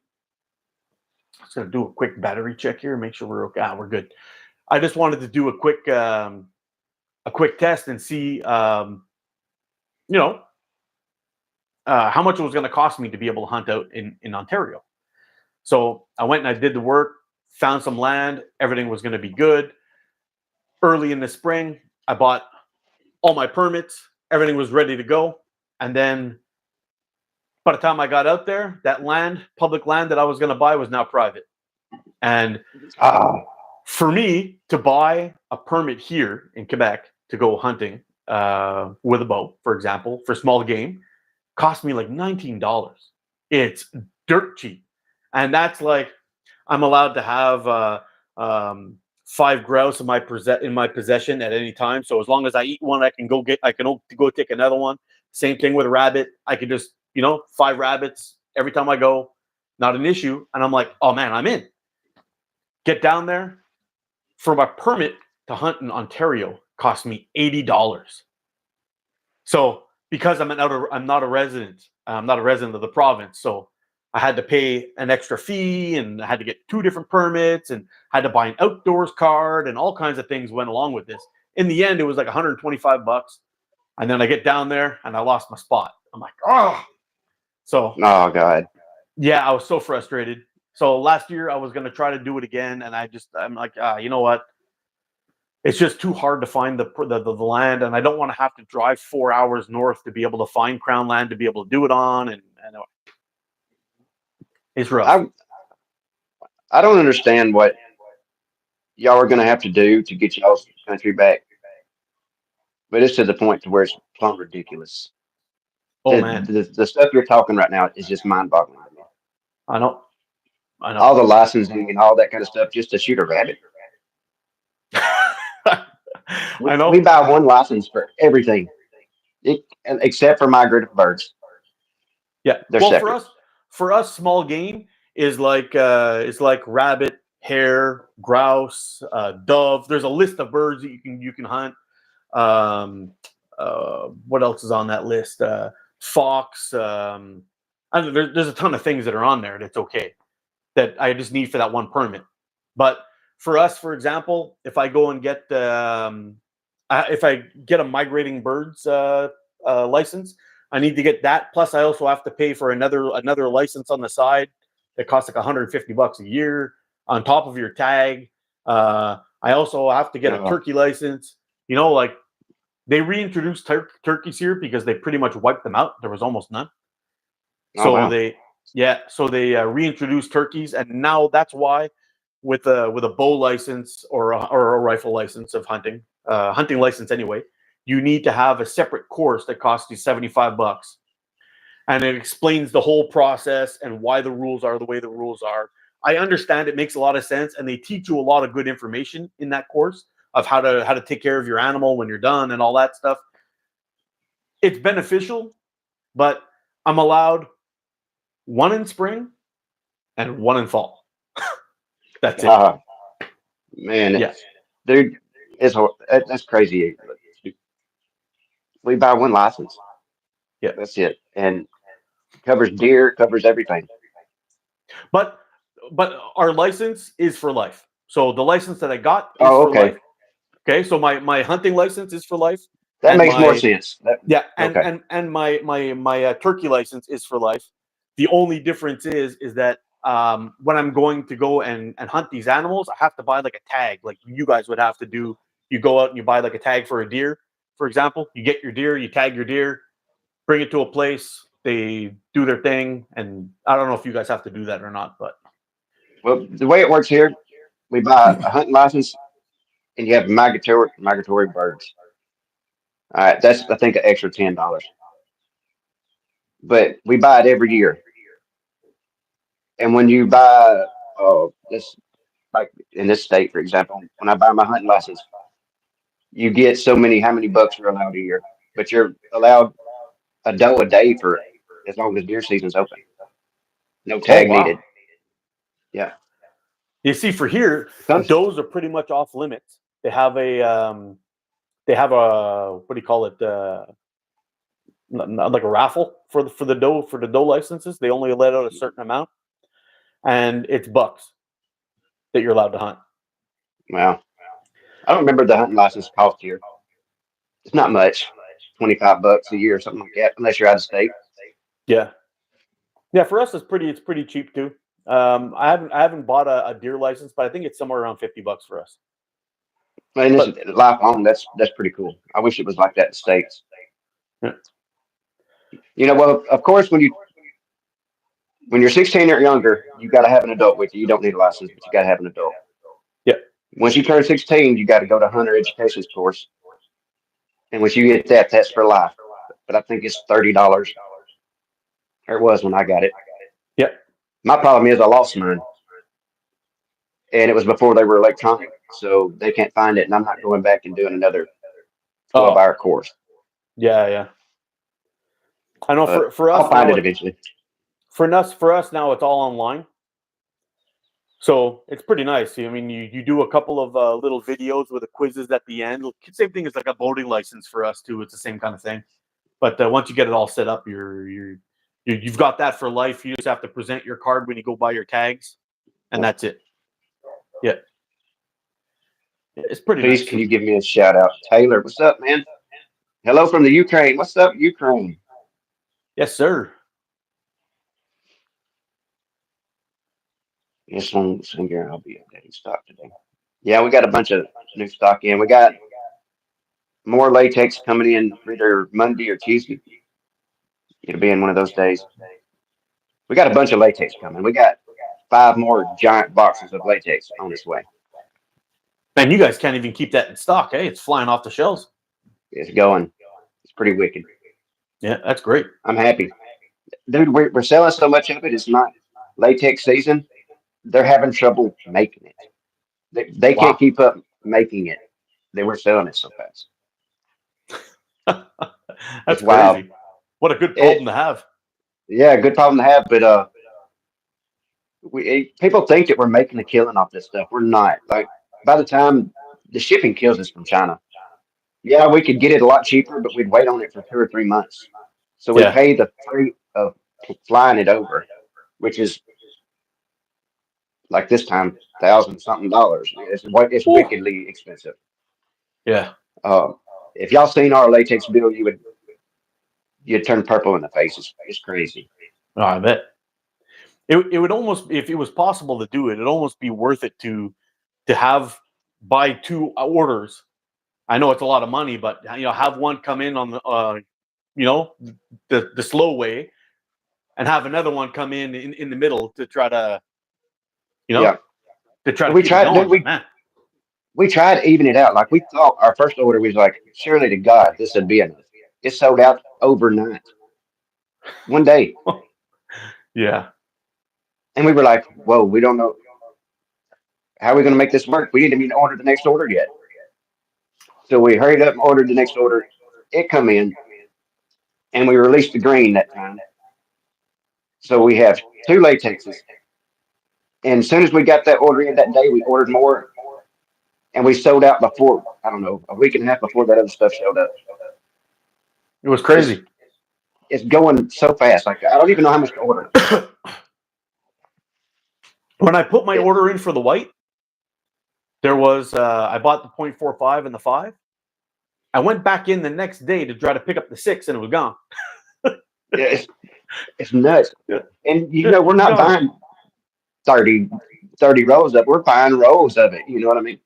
Yeah. And it's a good problem to have. I'm not complaining by any stretch, but I just wished I knew what to order because I'm afraid I'm going to order like 600 rolls and then it's just going to stop selling. And we're going to be sitting on a whole bunch of latex. Nah, I doubt that'll happen. Man, we've gotten such good feedback from it. Never would have thought it would have went this good. Yeah, But I've been trying I to would get out hope. and do. I've been trying to get out and do a review on it, but the weather is still too cold to actually see the true potential of it, and I can't shoot indoors anymore. So Yeah. I don't want to do the full review on the elastic and show everybody what it's all about yet. That's why I did those first impressions videos. Yeah. I'm just getting out and I mean, shooting and talking about it, but you're doing a great job for us, man. And I know a lot of people think like Mark bought the latex with his own money, guys. We didn't give it to him. Bought it with his own money. So what he says is what he says. It. I just hope that y'all know that being a shooter myself, I wouldn't put out something crappy.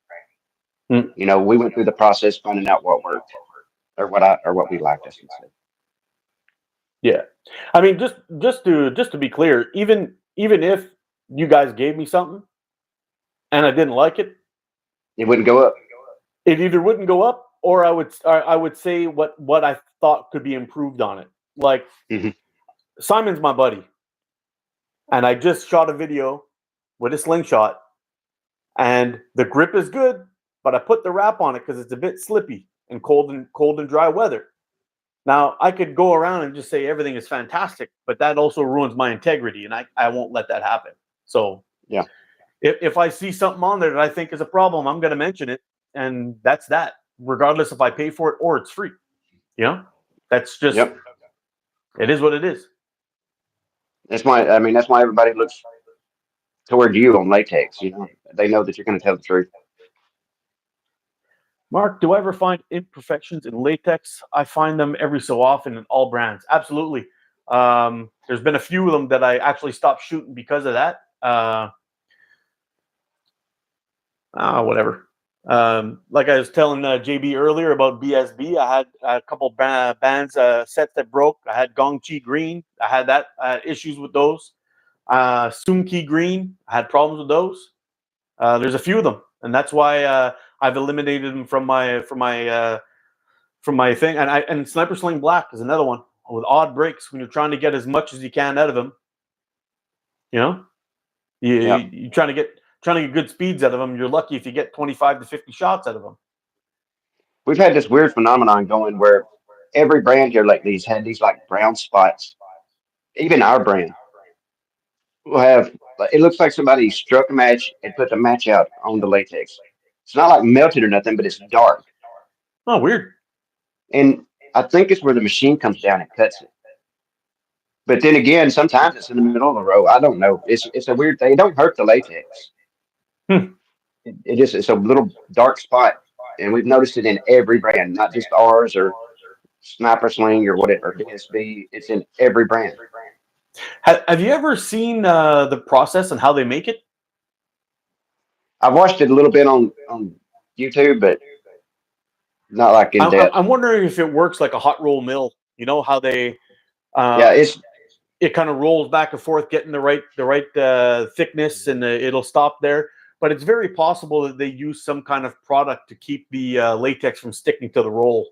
You know, when they're running it back and forth, and that's why you're getting these odd spots. Maybe there's some kind of excess or something that's on the roll, but they would use a neutral product, I'm sure, that wouldn't affect the latex. Otherwise, it would break. yeah. I know that they run like it's talking to my contacts. They run it in like 4 foot wide strips when it's made, and it's pressed with a press under vacuum.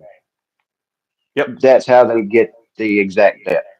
And it's set at a certain thing. Well, then it runs down the roller, like you said. It tests it, makes sure it's the right thickness. It measures it. It goes back and forth testing it, and then it goes through these blades that cut it in sections of whatever wide. You know. Yeah, it's like a slitter that they'd use for steel. It probably coils it up on the back end. Yep, it comes in. They get it in big giant rolls. It'll come off in big rolls, and then they cut it in 2 meter sections. Uh-huh. I mean, That's I've never pretty cool. seen that done. That's just what he was explaining to me. Where's Mike Rowe when you need him, man? How is it made? It would be good to see it on that show. I know, right? Yeah. That'd be awesome. If you think about it, it's such a precise thing. That's why I don't shoot. Like I love BSB, but that's why I quit shooting it as much. Is their QC was just so way off on their depth, on their thickness. Yeah. Even on their box, they tell you there's a wide range of depth of thickness. Yeah. That's the issue why I stopped going with BSB. I had that problem with the 0.45 where it was breaking long. And on the 0.6, I had one where I stretched out the roll, and I had some spots where you could almost see through, and the rest of it was like 0.6. And I got a vernier caliper at my work, and I just brought a piece in and started testing it. And there was like a 10 to 15 thou difference on some of the elastic. That's a lot. That's a lot, and That's a lot on a 0.6. The one thing I will say about them, at least they're honest and they tell you on the box. Yeah. But still, it's such a bad difference. Like their 0.45 rolls that I have measure out 0.49. Wow. And they tell you on the box that it's from 0.42 to 0.47. Well, mine's not even within that. Mine's thicker than that, you know. Yeah. And that's why I didn't shoot it often. It just you never knew what you were going to get when you bought it.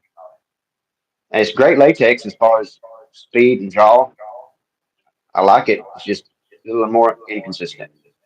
Yeah, and I was getting some weird. I got a couple of weird band sets with the 0.45, and don't get me wrong, the 0.45 performance wise, when you get a good set made, they're one of the best out there. It's Hmm. really nice, but well, in my opinion, anyway. But the odd I'm with you. breaks, yeah, the odd breaks and whatnot, it was just kind of like I need something more consistent, something that's going to be because sometimes I'd make a band set and I'd have one I was shooting high or shooting low or whatever it is, and it could just be because of the thickness of the elastic was different on the bottom strip than it was on the top strip. You never really know. And that's one thing about our latex. It's measured with a laser. It's, I mean, unless something bad happens, our latex should be pretty doggone consistent from one end of the road to the next. Mm. I'll tell you, I'd be hard pressed to find a latex that doesn't have a doesn't that has a draw as good as your electric white. I Yeah, love it's that amazing. stuff. Yeah, I love it. I'm electric white over the green all day long. I'm 100% made my mind up. Yeah. Oh, the green's Not really that nice too, but I prefer the white. I do Yeah. too. You get, I mean, yeah, you get more speed with the green, but is the effort worth the fruit? I don't know. To, I prefer a lighter draw all day. I do too. Yeah. That white is Not just too light, amazing. but See, that's the point. yeah. Too light is a problem. Like the Southwest Caddies .4, it was like there was no end, and you just, well, you, I Yeah. couldn't shoot it. It's never going to stop. Yeah. Yeah, I couldn't shoot it. You got to have a little back pressure, I guess you'd call it. Yeah. Just enough to hold you stable, but not enough to mess up your draw, your release. Yep, that's Yeah. right. And a Hey, lot of people Cross, don't welcome understand what back, we buddy. mean by, heck yeah, bro. A lot of people don't understand what we mean by smooth draw. When I say smooth draw, I mean there's no stacking. Like, that's my opinion on it. It may be different for you, but like when I say, oh, this has got such a smooth draw, I mean, as I draw it back, it's pretty even all the way across the draw until I get to the end. Yep. Yeah. It's not like it feels like it's getting heavier as you're going back, right? Exactly. And I find a lot of the actually a lot of the black bands like Simple Shot, The worst. GZK Black, what else is out there? Sobong. All of Sniper those, sling. yeah, Sniper Sling. When you pull them, they come back, they get heavier, and then they stalk like you're hitting a wall. And I don't Hmm. like that. I don't like that feel. I don't need it. No, But now I have found that black seems to do better in the code. that's true.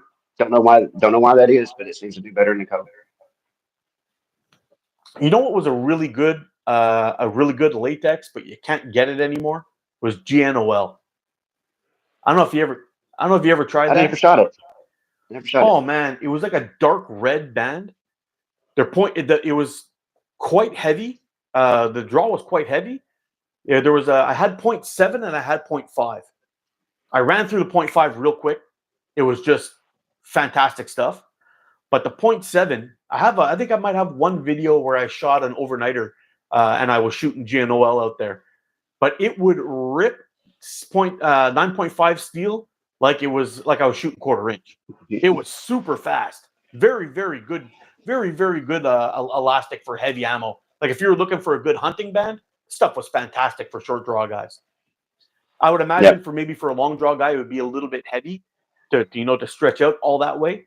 But you guys would be using lighter bands anyway, so the point 0.5 would have been great. But they were originally made for like a TheraBand, I guess, for exercise and rehabilitation and Yeah. whatnot. It was similar to this, but they just got out of the slingshot market.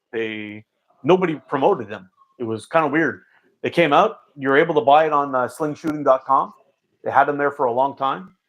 And the only place that's still carrying it is the one in Spain, but Spain won't ship here. Oh man. Yeah. And it would You know, cost an it's absolute fortune to get something from there to here. oh yeah, and that's the way I feel about Simple Shot Black. Like I think it's an amazing latex. I'll never take anything from it. I just think it's a heavy draw. Like it's a great latex. It's probably the longest lasting latex, if you want to get be Yep. honest. Yep. Agreed. But it's just such a tough draw. Now, even the point 0.5 is quite nice. I know at one point Can Vandal was talking about the point 0.4. I wanted to give it a try, but I just had issues with the shipping from Simple Shot. Like I would pay, say something like I don't know, 16 to $20, for example, for a roll of latex, but it would cost me $35 for shipping. You know, I'm not paying $50 for a roll of elastic. I would just wait until I bought a whole bunch of things at the same time, and then like buy a couple of slingshots, some targets, some this, some that, and maybe a new band tying jig, and then I'd throw in a roll of elastic. But it was just the shipping was killing me. It was the same thing from Fowler too. I wanted to buy one of those. What was that little frame he was shooting there all the time? There, a little red one. The Hornet. Yeah. Oh, the red one, was it the Hornet? I was going to say it's that or the Sparrow. Yeah, I bought the Sparrow from Simple Shot, but I wanted to get the Hornet because at the time Simple Shot wasn't carrying it, and I tried to get it, but I mean I was paying more in shipping than I was for the Slingshot, and then you add in exchange and all that crap and customs, and I'm like, no, not going to do it. But I ended up getting one anyway from a guy on the what do you call it there, on the Slingshot forum. Yeah. That's the whole reason why we started carrying Wasp, was because you know how many people would love to buy a $20 slingshot like from Wasp, but didn't do it because it was going to cost them $55 to get it shipped to these states. I mean, not 55 shipping, but 55 total. Yeah. And I never bought a Wasp for that reason. I never owned a Wasp until we owned Sniper Sling. It was just like too expensive. A $20 frame is going to cost you $55. It was mind blowing. That's a lot. And it was too bad. I'm so glad that you're doing that, because there's a lot of products out there that Wasp has that are really damn good designs and slingshots. Mm-hmm. And they would do great for anybody, and especially a new guy coming in, where they don't have to spend too much. They've got a frame that they can shoot TTF or OTT, just like the Scout LT. There's lots of things out there that it's a great company. And Simon's an awesome dude. I consider like Wasp is like the Simple Shot to the UK, right? They're, that's the way I kind of consider them. But the difference between the two companies, in my opinion, are they both do amazing things. But if you like flat slingshots, you're probably going to be a Wasp guy. If you like ergo slingshots, you're probably going to be a Simple Shot guy. Yeah, that's the biggest that makes difference. Sense. Yeah, they're both made out of the same materials. Yeah, same stuff, high quality builds. Can't really go wrong. There's a couple of slingshots recently that I guess they're Selgin designs that Simple Shots come out with really recently. There's some of them that are really nice. I always forget the name of it. Somebody here will correct me down there, but it's a very, very thin flat frame, and it kind of comes down to a point. Or roller, slant roller, whatever it is. No, not those ones. I might have it here.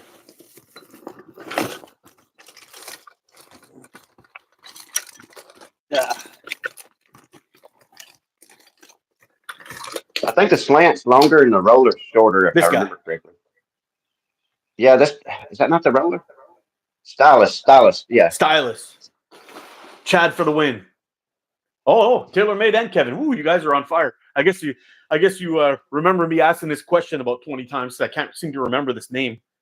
I always forget it. I always want to call it the roller. I knew what you were talking about, but I wanted to call it the roller for some reason.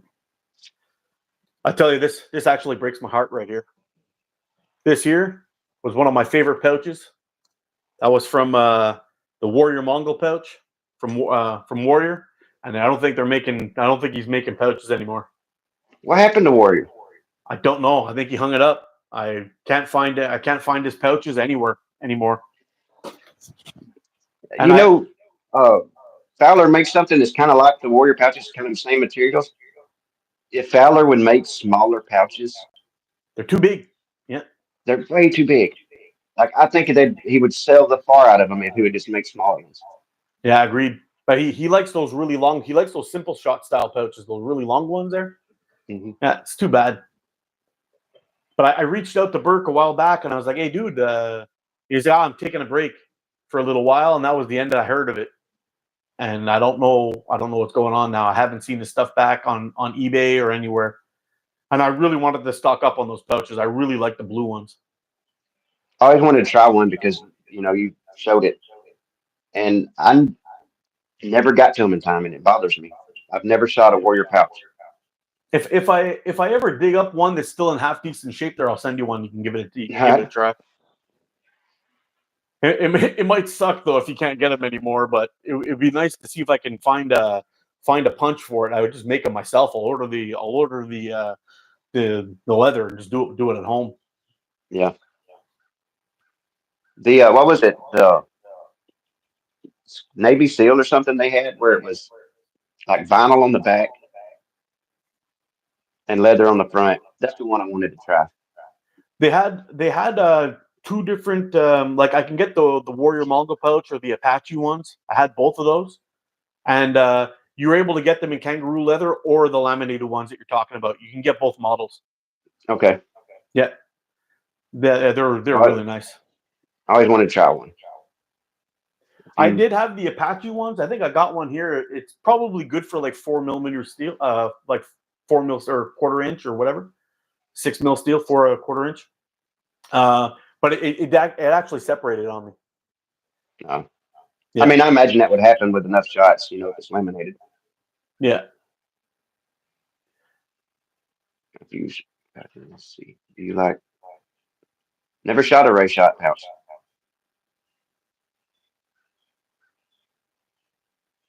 I'm a big sniper sling pit pouch guy. It's all I shoot. Kangaroo leather is a little too thin for me. Cow leather stretches. It just the One super of my fiber favorite is what I like.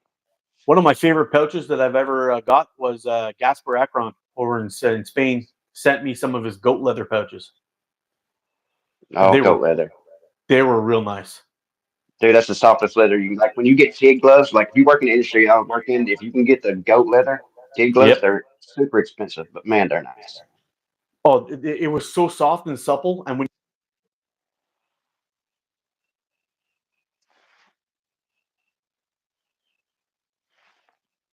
I lost you.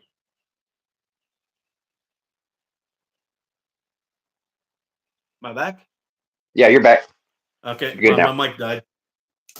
We've been going at it for 3 hours. Unless you use your mic, unless you use your mic in a double live.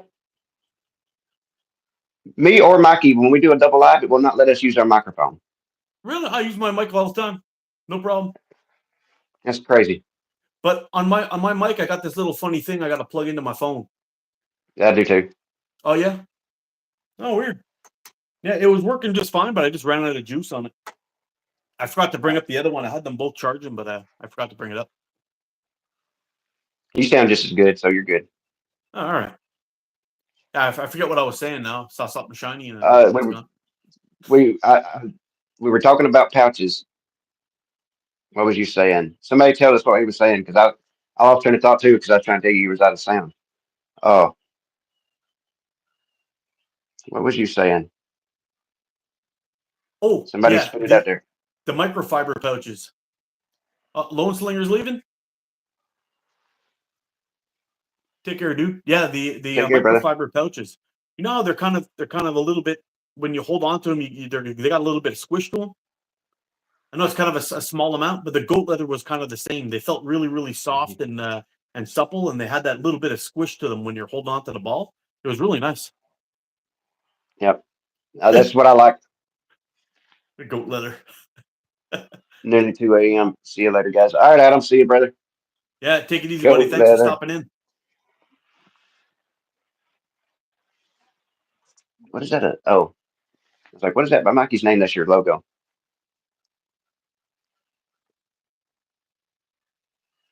Oh, man, it was a pleasure to have you here, Adam. We're sorry we've kind of neglected you guys. We've just been chit-chatting it up.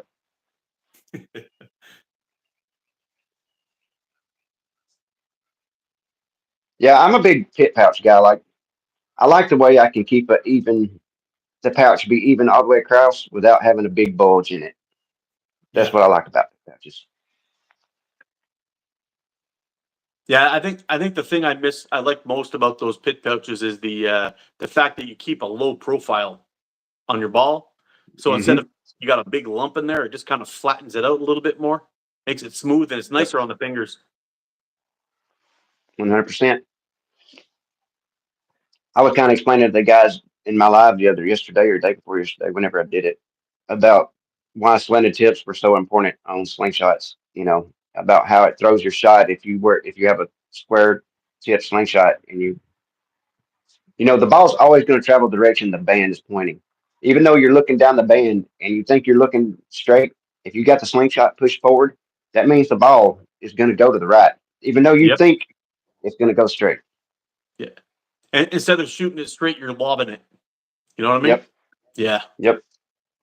Yep. Mikey said, I'm loving this. It's long overdue. Yeah, man, I'm enjoying myself. Yeah, me too. This is a blast. I think you and I have a lot of things in common too. Both like the outdoors, both like our knives, both like to shoot shit. You know, it's, Yep. yeah, it's It's a a good good time. time. You meet you get to talk to like-minded people. It's a fun time. Yeah, always.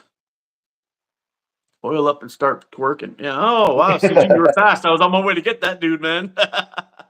Zone Yeah, it. yeah, Dude, CG, man. we've had Telling you. good crowd in here this whole time. 40 to 60 people the whole time. Yeah, it's been great. Pretty good. I may buy a belt sender combo, make my G10 slanted. Hey, you can do it, dude. You can do it with just a piece of sandpaper and a flat table.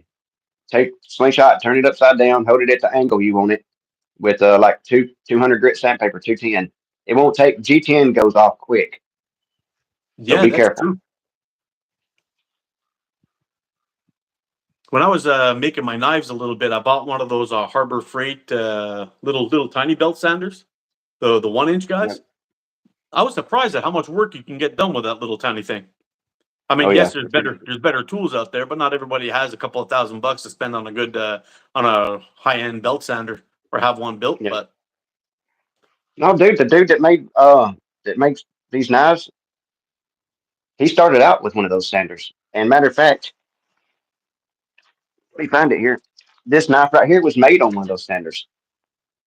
oh wow, yeah, One of those it's little $100 sanders. yeah, And once he saved the money up, he went and bought one of those, $3,000 sanders. And of course, he's got it now. But yeah, they'll do the work. You just got to be patient. Let's see, literally my two slingshot heroes on. I appreciate that, buddy. yeah. Me too. Guys, the slingshot's just repetition. Anybody can be as good as anybody else. It just takes practice. Yeah, practice and smart practice, very important. Yeah. Yeah. I'll turn 90 to 85. Do it. Hey, that's one thing I tell people all the time. Don't be afraid to make a slingshot your own. If you want it, it's your slingshot. Somebody else might have designed it, but you've bought it. If it's too wide for you, sand that sucker down. Yeah, absolutely. Make it yours. I mean, let's face it, slingshots on the secondhand market get nothing. You buy a $200 slingshot. If you buy it secondhanded, you might get or sell it secondhanded. You might get $70 for it.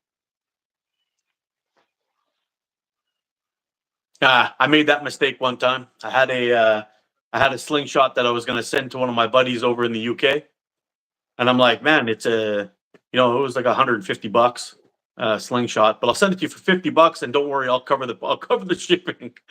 Wow, what a mistake! I ended up sending that slingshot to the UK, and I made $2 off of that frame. Cost me $48 to ship it from Canada to the UK.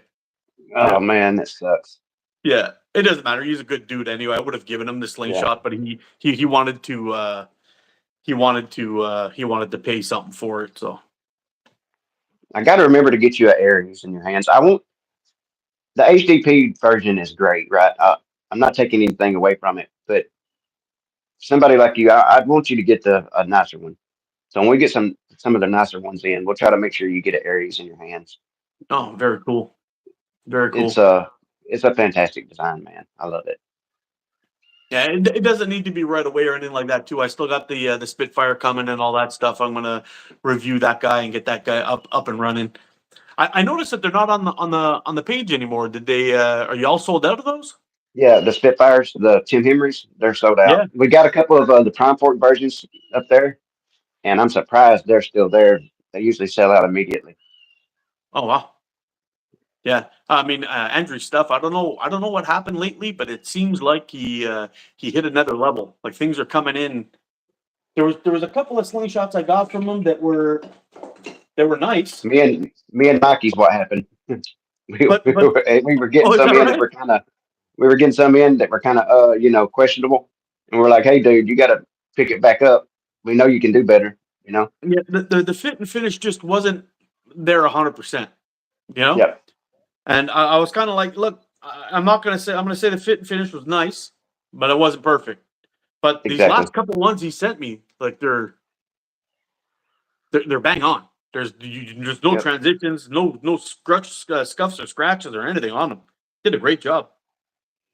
Yeah, we were getting it where we would get a batch of his in, and we'd have to pull two of them for scratch and dent. We couldn't even sell them because they would be something wrong here or there, or like the center. I mean, technically speaking, is nothing wrong with it. But like the centerpiece of G10, when he sanded it down, it would be look like it was a little off or something. But I tried telling him, or Mikey tried telling him, look, $150, $180 is a lot of money to us here. You may not think it, but it really is. So when they spend that on a slingshot, they want it to be perfect. We can't send this out to people, Yeah, you know. and I think there's I don't know, maybe I'm wrong on this, but I get a lot of questions sometimes from people from other part of the world thinking that we're just rolling the money here, Yes, and they think we're rich. yeah, but they don't. Yeah, ah, okay. I'm gonna put my tinfoil hat on for a second, okay? But it's almost like we do have nice houses here. We all drive cars, but we're locked in for 25 years to own a Hmm. house, and it costs us a fortune. Our cost of living is insane. Like just what I spend on my cell phone to have this conversation with you online here. It's a lot of money. And people other places in the world pay a quarter of what I pay for my phone. So Yep. yeah, it looks like we have this appearance of wealthiness, but it's not the case. We're No. we're really slaves to the bank. that's Yeah, and that's I you tell you can't another get big thing that, yeah, another big thing that makes them think that we're rich is the exchange rate. They don't think about this, but like, let's say Andre, we or he sells a frame for 250. Let's say he makes it a really nice frame and sells it for $250.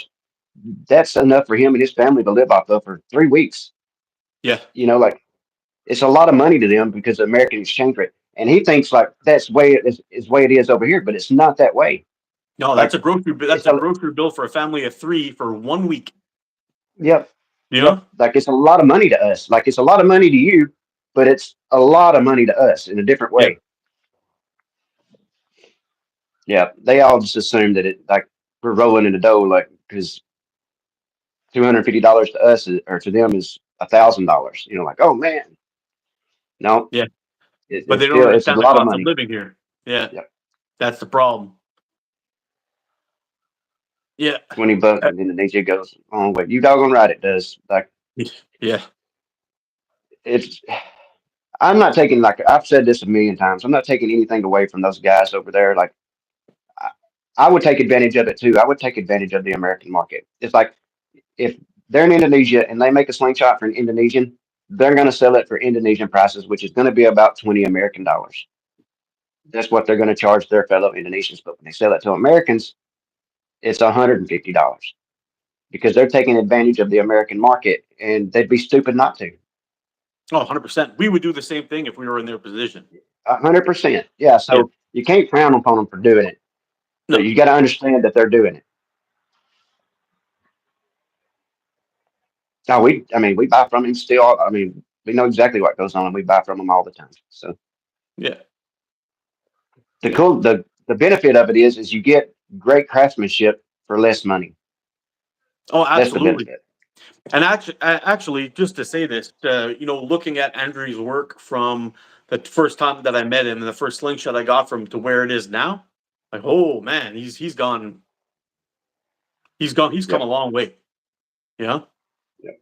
That last Spitfire I got is the best slingshot I've ever received. I mean, it's immaculate. Like I mean, all of his builds from beginning to end have always been nice for me. There's never been a bad one, but this last one was just really top notch.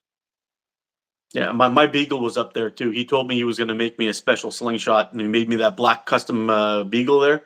It's just like it's perfection from beginning to end. It was just crazy. And Yep. that Spitfire that you have is gorgeous. That white one, the white and black one, it's a white Yeah, black I and got it. tan. You got it there? Yeah, I wish I got a piece of it's dirty from being in my bag, but I got this on there. Just put it on there. But I wish I wouldn't put it on there because it takes away from the good looks of it. But man, it's gorgeous. Yeah, it's It's gorgeous. beautiful. It's dirty from the band. I shot it a few times the other day in that live, and that new pouch, the black. Don't you hate when the black rubs off on your slingshot? Yeah, and it scuffs You it know, up a little. well, it'll rub off like it's just a black like ink. It only happens on white slingshots. I found. Yeah. I was a little nervous at one point to because I had one of those super fiber pouches that was putting like these little black streaks on one of my frames, and I was worried to use like alcohol to take it off because I could rub it off with my finger, but if some of it would stay in there, and I was going to use some alcohol to get it off, but I You was see the afraid it would black have. mark? Yeah, Yeah. But yeah, I was I was afraid it would mess up the glue a little bit, so I just left it there. yeah. It it's only the microfiber pouches that do it. It's got to be the ink. Yeah. But yeah, dude, that's a gotta say that's probably the best looking slingshot I've ever gotten from you. It's just gorgeous. And it looks so much better without that on there. But I put it on there because if I use this at the tournament, I want that to be normal. You know what I mean?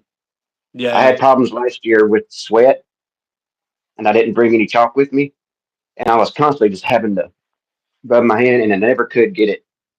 So I was like, no, I'm not making that mistake this year. Hey, what's up, Bear?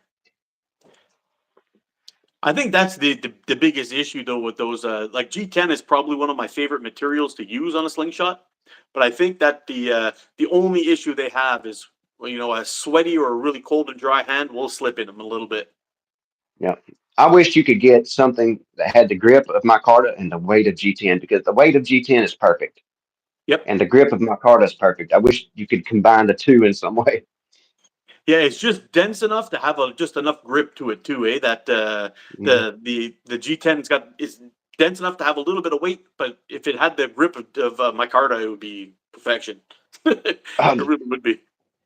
me tell you what I did here a while back. I was like, I had been shooting when I first got this. I was like, I'm gonna shoot it a few times and see what it's like. And I probably shot it maybe 20 shots, and I was like, I want to try and see what it compares to like the 701. So I picked the 701 up and shot it, and about shot the 701 out of my hand because it was so light and the recoil. And I forgot all about the recoil. You know what I mean? Yeah. It nearly come out of my hand. I was like, that's the benefit of G10. Yeah, a little bit of weight goes a long way, eh? Yep. Axum, how you doing, buddy? Axel made it. What's up, buddy? Prayers to you, for your family, man.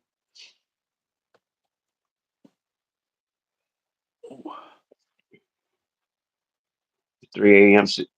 What do you say? Haven't slept yet. Bear made it in. You may be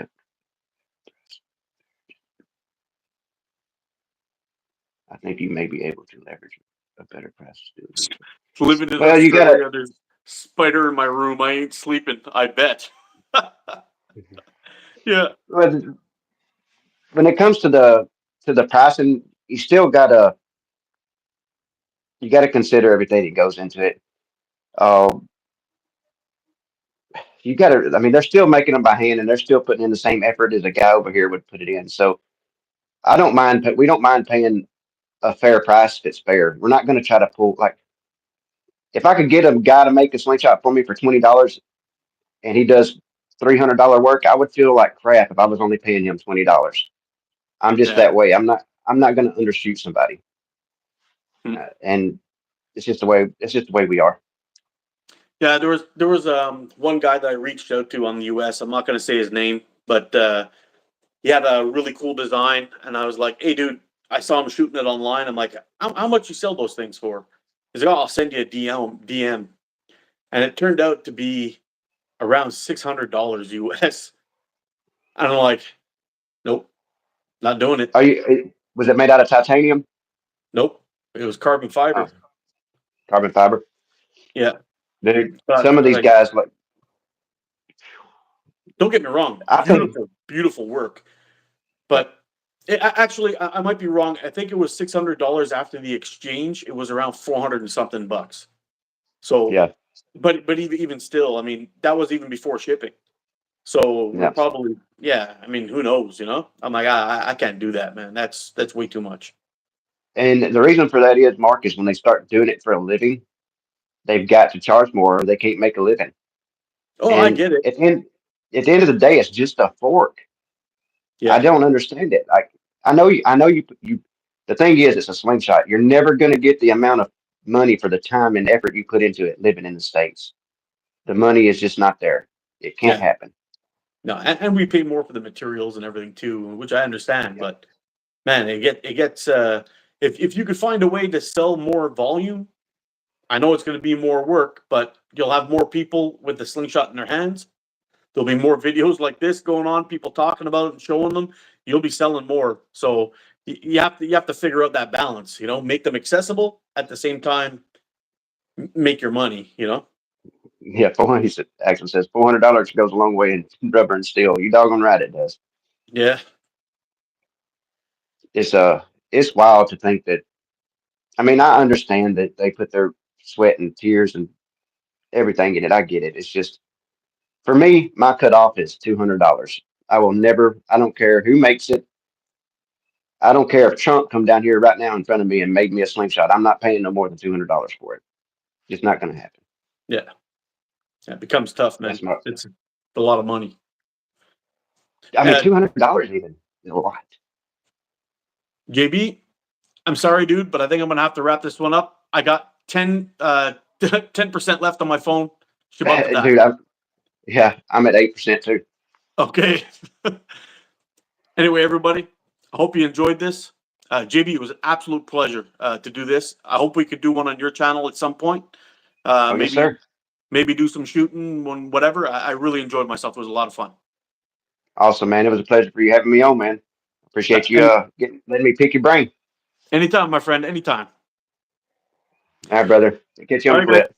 you guys take care. Stay safe. Get on practice. Be good to each other. I'll see you again soon. I love you guys. You're freaking awesome. Bye for now. See ya.